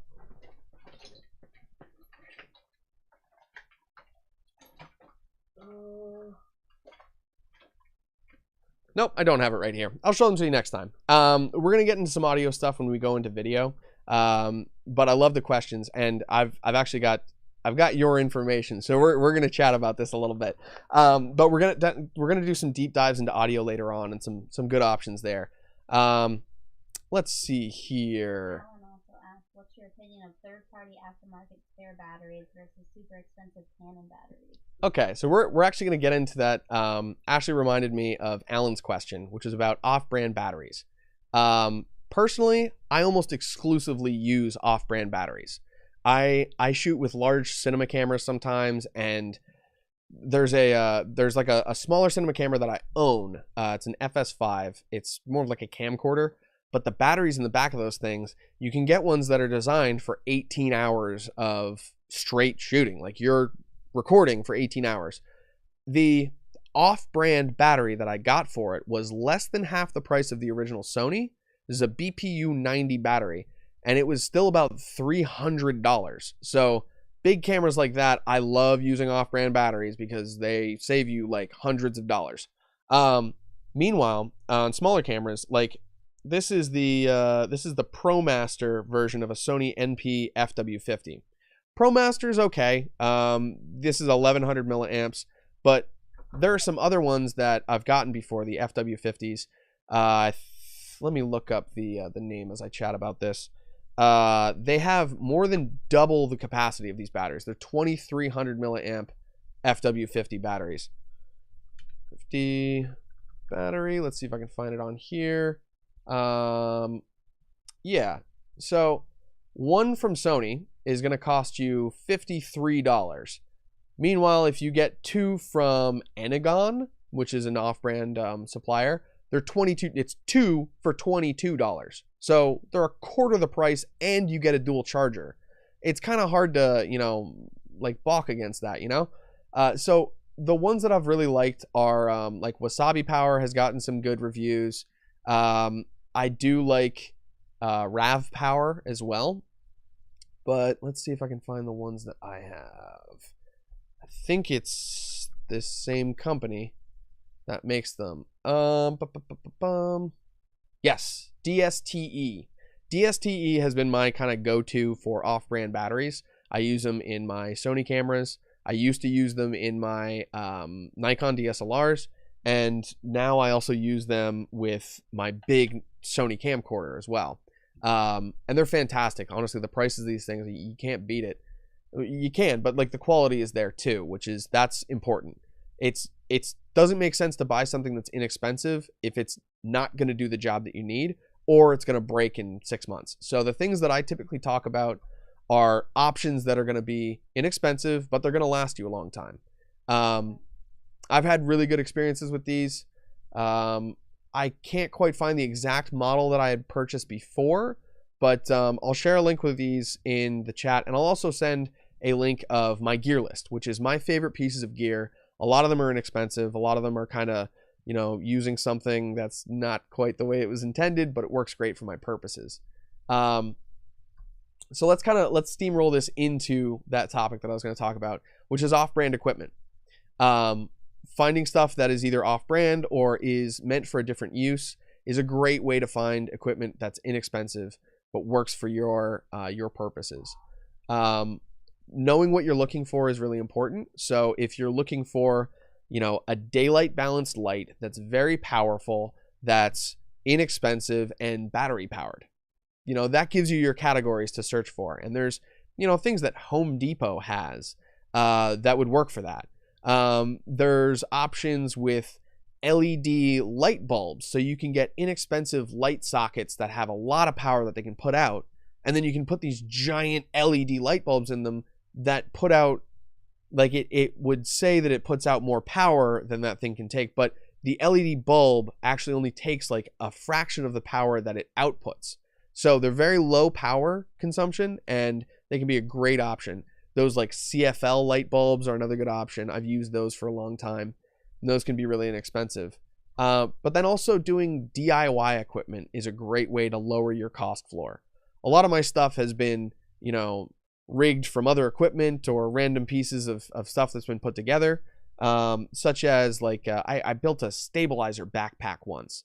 If you've ever seen those, like it's like a chest mount and all this stuff, and then there's like poles coming out the back, and your camera hangs in front of you. Basically, I had a gig where I was going to operate camera on a gimbal. So I was going to hold this thing for 10 hours one day. And I stood with it for about 35 minutes and started to go, oh, my back. Oh, no, my back. Okay. So that's not going to work. I'm not going to be able to hold this for 10 hours. So my solution was look up what the film industry does. They have these, these suspended camera rigs that hang in front of them. So it takes a lot of the weight off of their lower back and all this stuff. But the most basic versions were like $2,500. So I found a backpack. I found spare parts from someone's Bowflex and a couple metal tubes, some weird pads. I basically shoved the pads into the side of the backpack, like where you put your water bottle holders. Put the metal poles in there, and then put the arms from the from the Bowflex, which are flexible, like hard plastic arms, into there, and then you could just literally clip your camera arms, like the two handles on my DSLR. I put little rings into the 1/4-inch mounts on the top, and just hung the thing directly off of that. It works like a dream, and it literally cost me nothing. Meanwhile, my cheapest, option would have been $2,500. So DIYing your equipment is a great way to do it. There's some cool ways to kind of make it look professional. And one of my favorite resources for that is on YouTube. It's Film Riot. They spent years making these tutorials of DIY equipment, from lights to stabilizers to, a chest rig so that you can do a special effect of someone getting, kicked like they're getting Super Saiyan kicked or something.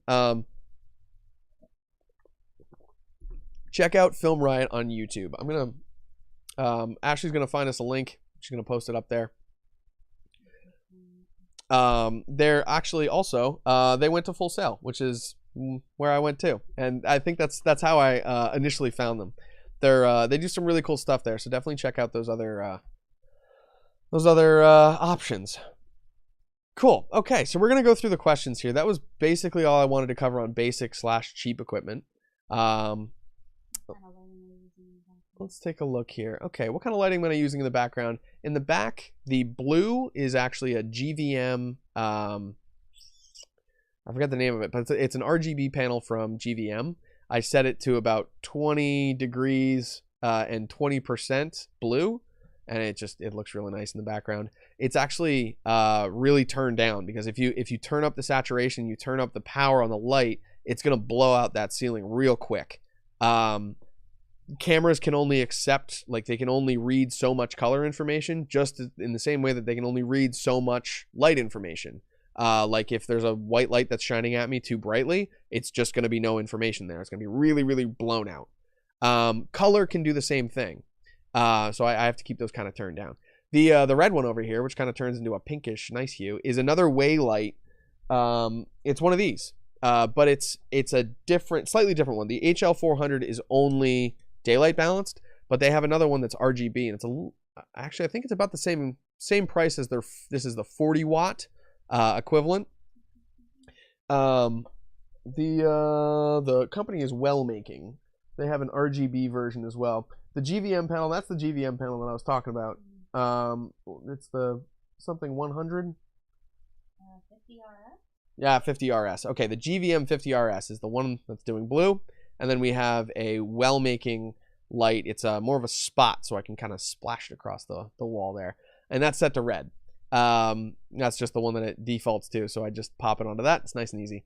The light in front of me is actually a fabric light from Neewer, so you can bend it, you can twist it, you can do all sorts of things, you can bop it. But it comes in this cool little plastic frame. You stick it up there, and I have it on a C-stand over my desk. Hopefully, it gives you nice twinkles in the eyes. Okay, let's look at some other comments here. Ashley's doing her best to keep up with the links and all this stuff. I feel like I'm just throwing things out there too fast. But again, we're gonna post a link to my gear list, and all of these things are going to be on there. We're also going to post some affiliate links, and we really appreciate it if you decide to buy these things, to buy them through those links, because that does help the streams. Let's see here. I don't understand what you're talking about, but I like the way you say it. Well, Coconut Pop-Tart, we really appreciate it. It's glad to have you here. Let's see here. Any other questions that I feel like I'm missing? Okay, oftentimes the surfaces, which are not plain flat land surface, a little bit of height places end up looking as flatlands with Galaxy J7 Prime. Is it my technique problem or is there any solution? Okay, they're not flatland surfaces, a little bit of height. Okay. Yeah. So if you're, I think you're talking about shooting low versus shooting up a little bit higher. Is it? If you're not playing flat surface. Oh, okay. Interesting. I might have to message you about that question a little bit. We're gonna have to figure it out a little bit, and we'll talk about it next time on stream. I'll get some more details from you, but it's gonna be interesting. We're gonna have some more chats, and it'll be good. Okay, is Neewer a good brand? I got my tripod from there for about 40 US, but it seems a bit flimsy. Neewer and a lot of these other brands, such as GVM, I'm trying to think of some other ones that popped in my. Young Nuo is one. There's a whole bunch that make different but less expensive versions of equipment. Neewer is really great in some aspects. Like their lights have a whole lot of power, but this light in particular has a little bit of a green tint. So I had to actually pull that out of my video before I presented it to you. They have a light panel, which I really love. It's I think it's like a 1620 or 1420. It's tons and tons of light in this little panel, and you can stick a giant battery right onto it. But that one is a little bit green too. So you're getting a lot of power for low price, but you're sacrificing the color quality that comes out of it. With their tripods, I've never really used their tripods. I've found some other brands that worked with me on stuff. Kyer is the one that I use, Cayer. They've been great, and they've always been very, very sturdy tripods. Like I stopped using Manfrotto because I like this company more. Neewer, I would say some of the things are a little bit flimsy. I've got a shoulder mount for them for film, and some of those parts are great, but some of them, like, I wouldn't necessarily put a whole lot of weight on it or overtax it in any way. Like, I'm not going to try and use their lights all the way at 100. They're just going to be like, I'm going to see some weird colors and things like that. So they can be perfect when applied in the right way. But again, it's stuff that you kind of have to be careful with. Like, I had a friend who talked about their microphones. He was using their dynamic microphones, which are, you can get USB ones, which is pretty cool. He was using 2 USB microphones from them, and he's like, yeah, they sound fantastic. They have no business sounding this good, but honestly, if I drop this on the floor, it's going to shatter. So he knew that he had to be careful with it, but at the same time, it would work for what he needed for, and it would get him to where he needed to go for the cost. One of the things with these brands, like, I don't want to say that they're like disposable, but it's a stepping stone to a next piece of gear, or like, a gig that's going to pay you enough so that you can actually afford to start investing in gear. It's getting you to that next level, and inexpensive brands like Neewer, GVM, Young Nuo, Waylight, Wellmaking, sorry. They can be fantastic, and they've honestly helped me forge my career. So I can't say a bad thing about them, other than maybe be careful about the them falling over and things like that. Liz is saying, sometimes I wear my camera is too heavy for it. Almost knocked it over a couple of times. I totally feel you there. But I mean, that's also sort of inherent with tripods. I was using a really nice, it was almost like a $250 tripod from Manfrotto back in the day. And I remember my buddy, we were shooting a music video, and he puts the camera down, and I see the long lens sticking off of this thing. It's facing between 2 legs, so it's like the least stable position for that. And I just see the camera start to go, and it just takes a square tumble on the ground. So really balance your cameras on your tripods. That's a big thing. I use video heads, which are just tilt this way. They don't do the whole 360 thing unless it has a ball mount on the bottom. But I take a lot of time in the beginning, and I make sure that my camera is set far enough back that it's not going to tip forward, and it's set far enough forward that it's not going to tip back if I let go of the handle. These Kyer ones are really nice because they have fluid handles, so you can dampen it down, and you'll see it start to just sag a little bit if it's not tight enough. And those things, you don't have to overcrank them. That can wear your tripod down over time. So just tighten it down until it actually stops. You'll feel that rigid point and then hold it there. But Liz, definitely check out Kyer tripods. I would love to see you with one of those. There's some good ones out there, like the AF2451 we talked about. That one's a tripod and a monopod. They have tons of video options. They have some photo options out there too. And there's some cool like carbon fiber ones that are not carbon fiber price. Like it's not $1,000 for a tripod. We're talking under $300 here. Cool. Okay, so I think we're pretty well caught up with the questions. We're going to move on to our last subject here for the night, which is before we kind of talk about some personal things, and then we cut it out for the night. I want to talk about ways to practice photography. You know, if you're just getting into it and you want a way to practice this, try going into Google Maps. Google Maps has a really cool feature where you can become a contributor, and you can go to these different places and post reviews about them. You know, hey, I went to Burger King and, you know, the person at the window was super nice to me. You know, hey, someone give Bob a raise. He was cool. I love doing stuff like that. First of all, like saying positive things about businesses, but also having the power then to review businesses if they've done something wrong, you know, or if they're neglecting something. You can use that in a review there, and you typically get a response from that company. If you don't get a response from that company, they might not really care that much, and maybe they're not a great company to go to. But it's a great way to practice photography because you can get tons and tons of views by just posting photos with your reviews of locations. If you go to the park, take a photo of the sign, take a wide shot of the actual park itself, take some cool detail shots as you're walking around, and you can really inject some value there. Like you can practice your photography while also getting more out of your reviews. You get more points when you add photos to your reviews on Google Maps. But then you can see which ones people really like. Like there's a photo that I have on Google Maps of an old friend of mine. We were in a band together at the time. He's wearing a pair of flamingo pink, like tiny shorts and a tank top, and he's just walking through this one bar, and it's a shot of the bar, but I swear that he's the reason why that photo has over 500,000 views. It's been up on, you know, Google Maps for a couple of years. It's under S. Fulton Photography. You can find it. I think it's a bar out in where was that? Whistler. I think that was in Whistler. We were playing a show in that area. But yeah, it's, you never know when something is going to hit like that. And honestly, I've gotten business through Google Maps because of that.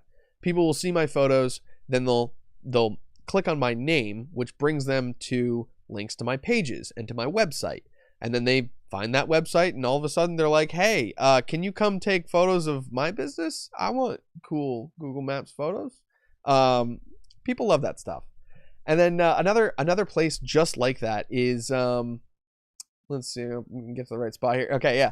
Another place just like that is Amazon. I do a lot of Amazon reviews, and I think it's a great way for especially media producers to practice their craft. You can do photos and videos on there.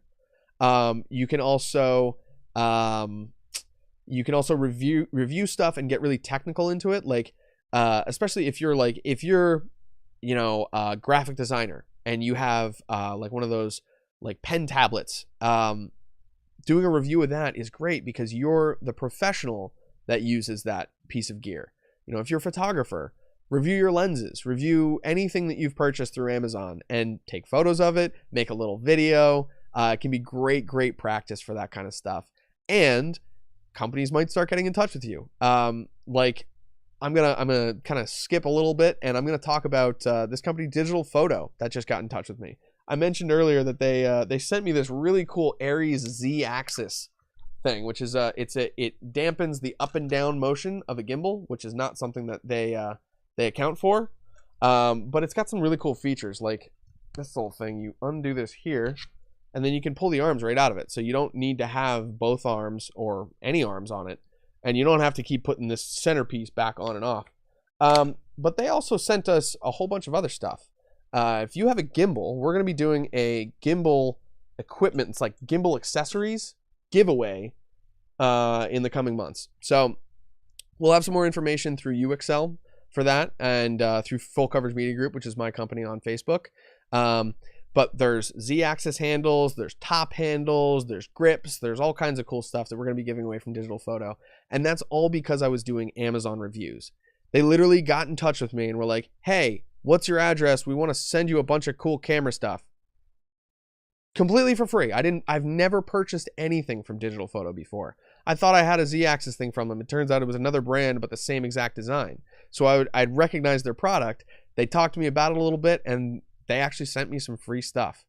Kayer's been doing sort of the same thing. They've sent me a bunch of tripods. I've done reviews for them. And they do this thing where a lot of companies on Amazon will get in touch with you, and they'll say, hey, can you do a review for this product?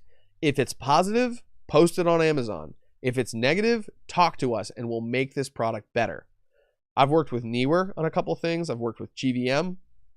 I've been working closely with Kayer. They've been fantastic, and I'm going to be doing some actual like videos for them soon, as opposed to just reviews on pages and whatnot.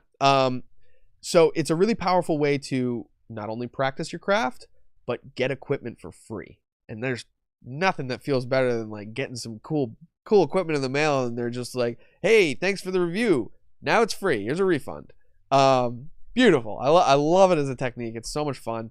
And you get to do some kind of fun stuff with videos. Like there's a YouTuber by the name of Potato Jet that does awesome reviews of equipment. I'm trying to think of another one. Is Gerald Undone.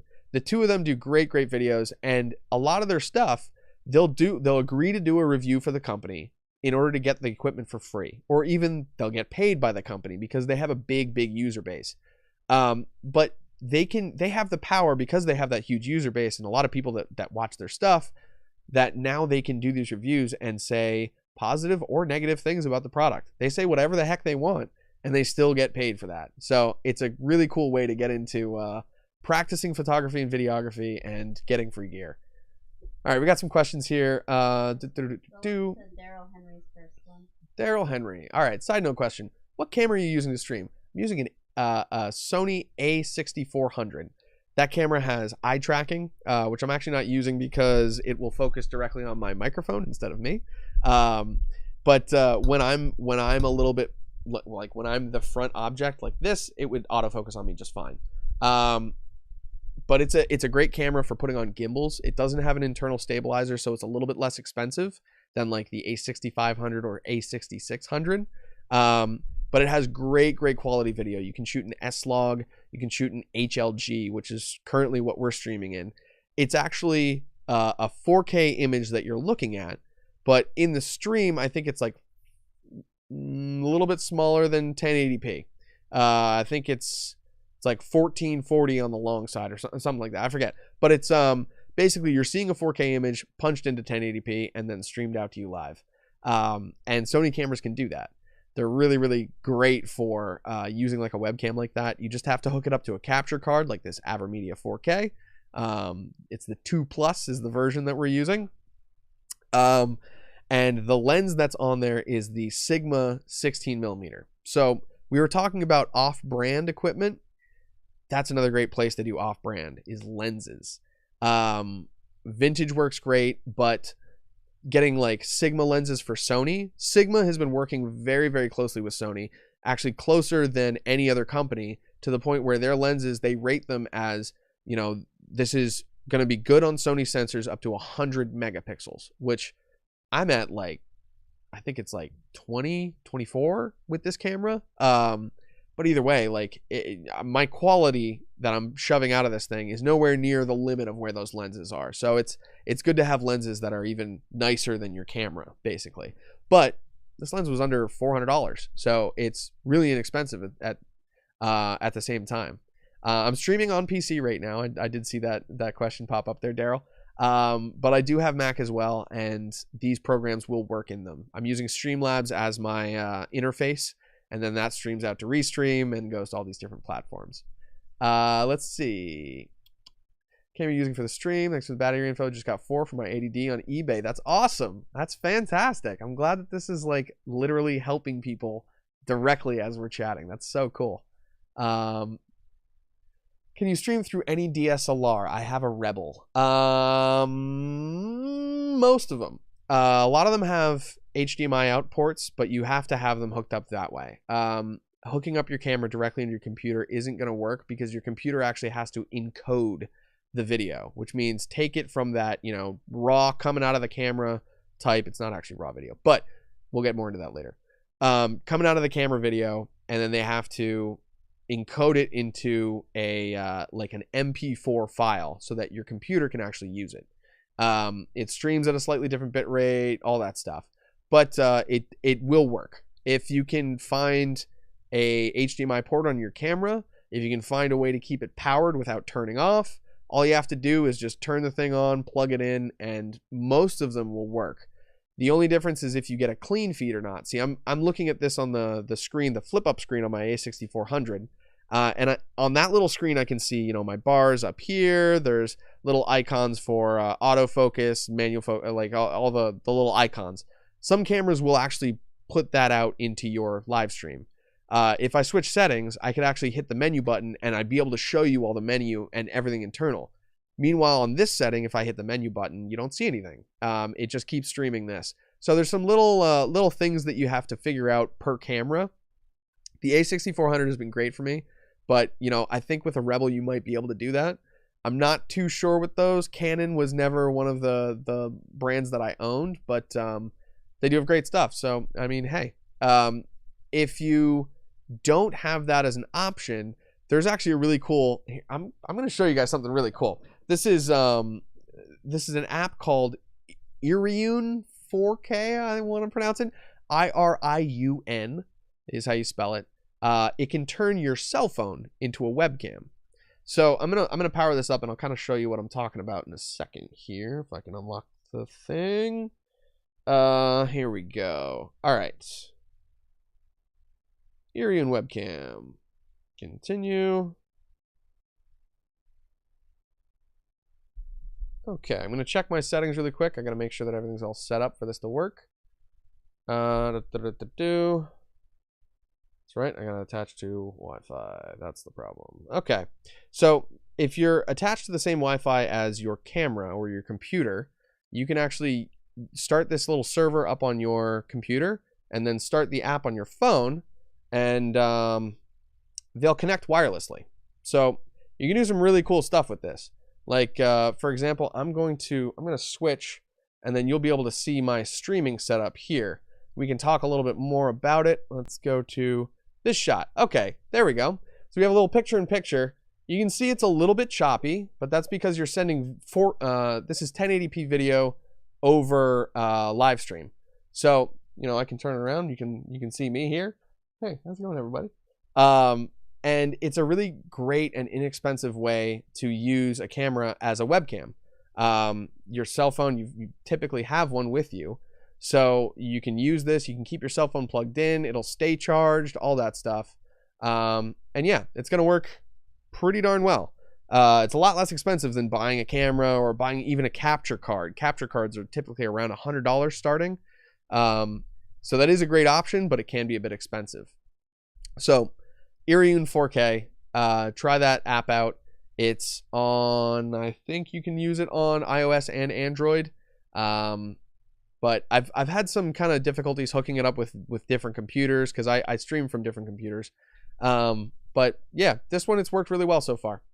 That's definitely something that you can check out for web streaming. Let's see here. Michelle had another question about reviews and refunds. I kind of gave her an answer. Okay, we're going through our questions here. To do the reviews, we purchase the item first, then they send a refund. Yeah, a lot of times they will do that. But do reviews on things that you own already first. When it comes to Amazon, do the stuff that you already have. You can actually look through your history and see like, oh, I actually did purchase that on Amazon. Let's go give it a review. And then people will sometimes get in touch with you. There are places that you can find these people too, but getting your Amazon account up to a higher status, there's actually rankings on Amazon if you didn't know. If you get your account ranked up higher, then you're just going to get people knocking on your door, which is a lot better way to do it. Typically, I've found that companies are more willing to work with you after you've done a couple, and after you've got a big bank of reviews, and especially positive reviews. They like to see that stuff.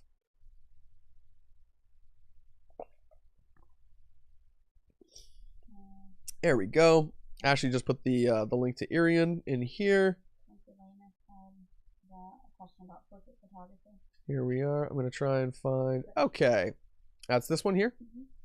Cool. All right. Ashley's pointing us in the direction of the right chats.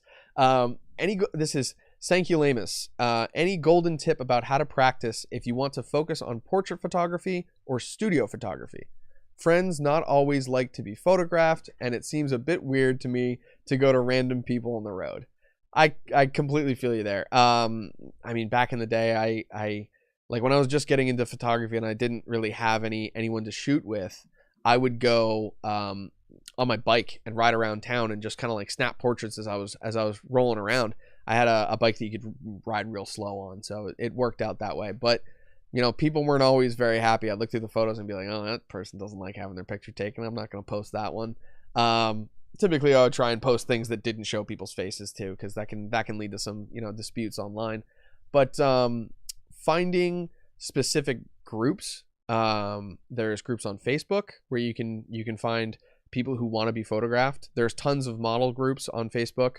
Models and Photographers Connect. I know there's one for PA like that, but there's ones for a lot of, like, almost any province in Canada, and basically any state you can find one in the US. That's on Facebook. You'll find those groups. Those are good places to go. But then there's also groups of people just in general that are more likely to need photos and less likely to have a budget. Great example is bands. Finding a band that needs a photographer and doesn't have any budget is a great way to get into portrait photography. You can say, okay, here, I'll do your band portraits however the heck you want, but you have to let me do some photos just to practice. And it's not even necessarily something that you're going to post, but just having access to people who are going to come over, you can mess around with lights and do all kinds of cool stuff, is key. When I was starting photography, I was working with a band called the 13th Floor. They're a metal band from Canada. They're in Ottawa, and they're fantastic. They're still playing to this day. That's drums, guitar, and vocals. That's it. Really, really heavy music, but we needed photos. So I became the person who was doing our photos, and every now and then I'd be like, all right, guys, you know what? We just did a photo shoot for the band the other day. Now it's your turn to come do a photo shoot for me. So we'd, you know, I think one of the favorite shoots that I did in that house was they were on the staircase and I'm shooting down on them. They had this cool, like, looking up into the camera type look. But finding a group of people who are more likely to need photos. Maybe there's a stage group that you know. Maybe there's a local rapper, local musician, anything like that. One of your friends might have a small business that they're getting into. They do, you know, microblading or eyebrows and makeup for people. That's a fantastic way to not only help your craft, but also help your friends and help your, you know, friends' businesses get off the ground. But make sure that they know that once you get really good, that they gotta pay you. That's the good thing. So just don't be giving that away for free all the time. Get your practice in. You know, get your free clients in the door and have people that you do projects with. But then find ways to monetize that stuff, so you're not taking all the burden on and, you know, tearing your hair out, getting 5,000 photos edited when, you know, no one actually paid you. But fantastic ways to do stuff. I used to do concert photography, live concert photography, which is a typically dark environment. There's crazy lighting going on, so things are flashing and going off left and right. The subjects are moving really fast. They're doing, you know, headbanging and jumping around on stage. It was specifically metal that I was shooting. It's not often that you can use a flash or any type of lighting. You don't really want to bring a long telephoto and that costs like $5,000 and can snap off your camera. You'd want to have something that's like a wide angle. It's smaller. It's maybe manual. You can get up close. So putting yourself in situations like that are relatively more difficult photography situations is a great way to stretch your skills. Another thing that I used to do back in the day, this is just speaking from experience, is John Wenzel actually mentioned, skipping quick.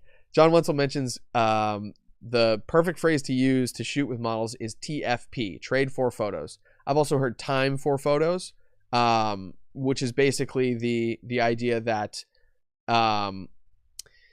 you can offer photos to someone, be like, hey, I'll give you these photos that we take for free, just come and spend some time and let me practice with you. That's another great way to do it.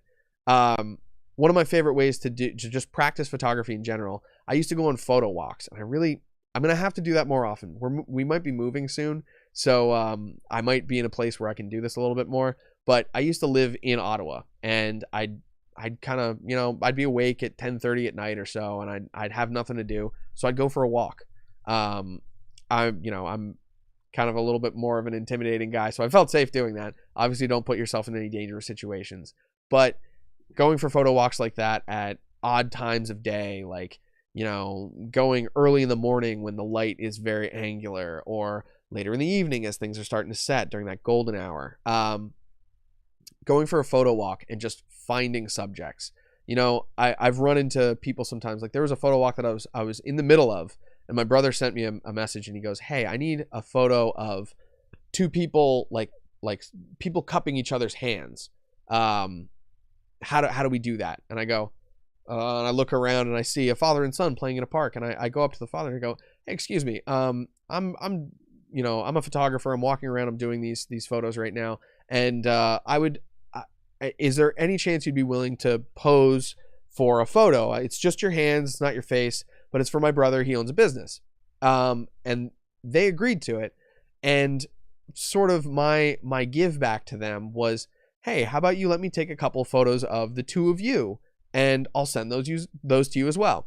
They gave me their email address, and we literally did a time for photos, just like that, trade for photos, just impromptu photo shoot. Sometimes when you see people around that aren't busy, that can be a really good opportunity to be like, hey, excuse me, I'm a photographer and I'm trying to learn more. I would love if you let me take your photo, and I'll send you photos via email. Giving that sort of value to people is huge. And it can also give you some clients too. Like, I've done that for some people, and then they've come back and been like, hey, so do you do maternity photos? Because my wife's pregnant and we got to get some of those. You never know what's going to happen. It's all about making those connections, and this is a very word of mouth industry. There is advertising that you can do, but there's so many photographers and videographers out there that it really is about the personal connections that you make. And honestly, the personal connections that we're making right now are really cool. I'm loving having everyone in the stream and chatting with everyone. We have 36 people on the various streams right now. We have 2 Facebook pages, Twitch, YouTube, and we were on Instagram for a while there. But it's been a brilliant time, and I've been having a lot of fun chatting with everyone. We're going to make our way through a couple of these questions. I'm going to look through here and see if there's anything that stands out. Daryl actually just commented, can you use those TFP photos to promote your business? That kind of falls into a little gray area as far as I've been comfortable with. Some people I know will do that. It's sort of the understanding, like, yeah, you own the photos, you can do kind of whatever, but it is just like you mentioned right there, you have to go back and ask permission. It's best to go back and ask permission. If you're going to be posting those things anywhere public or selling the images, especially if you're selling them as stock images, you have to have a model release for that person. It's a really simple document that you can sign. You can get people to sign for you after the fact. It's better to do it at the time in person. I wonder if there's like an app or something that is out there to do that. That would be really cool. But yeah, signed model release form is needed for that. If you're going to be posting those publicly or anything like that, that's definitely the way to go. Anything otherwise is really just leaving yourself open to liability. So why take the chance? Go for the model release, really. And I mean, that can be as simple as getting in touch with the people via email, sending them that document, them signing it online and sending it back. Hopefully it's that easy. That would be lovely. Okay, let's see. Now, Daryl, I noticed in your comments above, you're saying, wait, actually, okay, I'm seeing that this is included from before. You say, by the way, anyone with a 5D Mark III will cut off after 30 minutes. I believe that's the recording time, right? with a lot of these cameras, like I'm not technically recording on this camera at all. This camera is just showing me the live view, and because it's plugged in, it's gonna leave that live view up. I have it set so that it never goes to sleep. It'll just keep rolling, but it's not actually recording. This camera doesn't have a time limit, which is really, really nice. The A6400 has that 30-minute time limit removed, so you can actually record just as long as the camera doesn't overheat, which I've gone much longer than that before, like longer than 30 minutes. The A6500, on the other hand, has a 30-minute time limit. That time limit's actually in place so that when companies import these products into the country, they don't have to pay the duty on a camcorder. It's just a photography camera. Otherwise, if something can just roll record for hours on end, it gets a different type of tax bracket. Like they tax it differently. But yeah, using that 5D Mark III, it will cut off 30 minutes if you're recording. But with these, you can set the settings so that if it's your webcam, it'll stay live, but it just won't record that long. Also, a file that big would be just cumbersome as hell. Let's see here. Going through any questions here.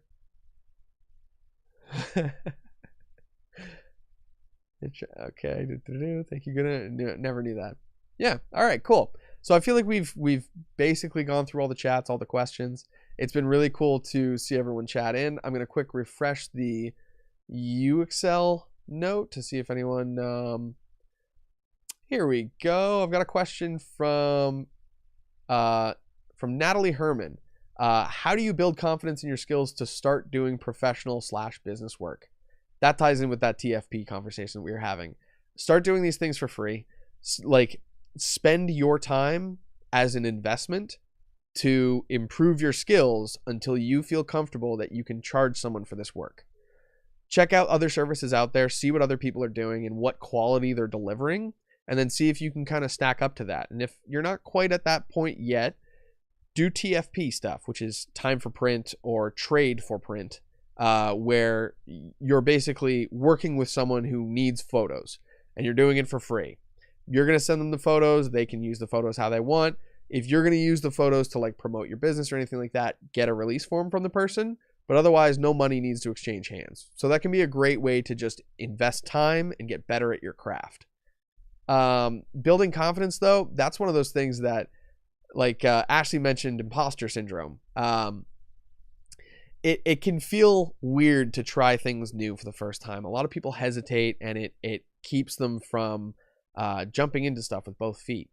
But you know, we're in a day and age where there's live videos. Like right now, I've been chatting with everyone for, I can't even see how long it's been, but it's been a while. It's been about 2 hours that we've been on here, and I don't have any of this scripted. I have basic bullet points and things to sort of follow along, but you know, we're just having a conversation, and it helps that this is something that I really love. But you know, building that confidence is really important, but it's easy to do by just kind of throwing yourself into those situations and keeping the pressure as low as possible at first. I'm the sort of person that, like, once I have a hobby and I feel like it's monetizable, I feel like I have to, and I start panicking and going like, okay, well now I need to make this work for me. You don't always have to do that. Start it as a hobby and try and feel okay with it as a hobby for a while. Practice with that camera work. Watch stuff, you know, watch movies that are known for their cinematography, because that's basically a lot of pictures that leads into a story. Go check out photographers online. Go to 500pixels.com. That's a website where, you know, you can, it's basically like Instagram, or like, it's a social media site that people can post on, but it's specific for photographers. That can be a great place to do your practice too, is to actually go on there, create an account, and start adding things. Instagram, Flickr, Tumblr, 500 pixels. There's Facebook groups for this. We mentioned before Creative Smartphone Photography, which is a group run by John Wenzel. That's a fantastic place to go and check out and get advice on how to improve your smartphone photography. But there are groups like that for any type of camera too. There's also groups like that for any type of gig, really. There's portrait photographer groups. There's groups for media production in general. I've got a group on there. It's the FCMG preview crew, which is just, new stuff that I want feedback on. So there's all kinds of different ways that you can get in touch with other people in the industry. You can learn more about your craft. You can learn about the things that you want to get into without having to spend any money at all. Tons of free phone apps out there. There's inexpensive used cameras, and there's off-brand gear that you can pair with that, so it's less expensive for you in the long run. Let's see. We had a question about watermarking here. Let's see if I can find it. Okay. We got to repost. One more. Watermarking your photos. Necessary? I've shot tons of great wrestling photos for my son's team. Parents love them and often post them. I've found it's almost more difficult to get people to share your photos if they have a watermark on them. So personally, I don't use them that much, but that's also not my main source of income. Photography is more additional for me. I mainly do videography. So when I produce video, I try and put it out on my own platforms, or I watermark it. I put like a little intro video thing that comes up and it looks all cool and people go, "Whoa, sweet, we want to hire him." That's great for business. It can be really good for photography, but you want to ride that happy medium of noticeable but not distracting. Watermarking your images, it can be a little bit frustrating. Getting that design perfect is the first step, and then being able to actually put it on thousands of photos is the next one. But there are cool ways to do that. You can do that in Lightroom. You can do that in Bridge. You can add watermarks to things and export them as batch files, and it's like done. It's great. It's fantastic. I love the Adobe programs for reasons like that. Let's see here. We got a couple more questions. Daryl's asking, some of them actually use them to promote other products without asking me, but since I post them on Facebook or team site, I didn't say anything. Yeah, I mean, that gets into a little bit of a weird ground. Like there was, I used to do a lot of concert photography, and I'd post those photos on my Facebook, and at some point there was a musician that I really liked, and I took photos of them live. I posted those to Facebook. I shared them with them. Everyone loved them. It was awesome. The band was Glass Cloud, actually, and they were mentioned. Their vocalist was mentioned. Jerry Rausch was mentioned in an article by like Alternative Press, which is this big metal bands and alternative media magazine, and they actually used a photo of mine that I had taken of them. But I kind of realized, I shared that photo on Facebook. There's no watermark on it. There's not really anything that I feel like I can do to say, hey, take that down. It's in a magazine. It's already out there. But I did get a lot of people actually noticing that image, seeing that it was the same one on my Facebook, and they're like, hey, did you take that shot? That's really cool.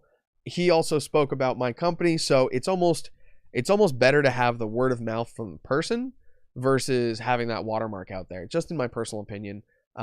I don't use them, but if that's your main source of income, I would definitely use them. I would also put metadata into your images so that if someone decides to crop that thing out of it, it still has like a little tiny file in the background that says, hey, this is copyright by so-and-so, and you can go in there and you can track that information down. You can actually, I think in some cases, you can use it to search on Google to find if your image has been posted in places where you haven't approved it to be posted. I know a lot of photographers actually use that as a source of income, is sharing photos with watermarks and then dinging people when they use them without permission. There are, lawyers that will help you out with that. They're copyright lawyers. So yeah, if it's your main source of income, if it's like a big thing for you, do it for photography. I sort of regretted not doing it after a couple of years just because things like that would come out, but I also felt like people shared them more often because I wasn't doing that. It was sort of like a goodwill thing, like, hey, have some images, go to town. John Wenzel, let's see. How's it going, John? Good to see you're still with the stream. Boutique style stock photography sites such as Archangel, Incredible Imagery, all in one place to study style and craft. That's a great point. There's some really cool stock imagery places that you can go to. One that I used to go on all the time was the Envato marketplaces. They have audio, video, photo, graphics. They have programming snippets. Like there's code that you can get. There's a bunch of different like micro platforms that they have. I don't want to say micro because they're huge, but they're great examples of stuff like that. Ashley, who's a graphic designer and web designer, she does really cool art. She likes Unsplash. She just mentioned on Twitch.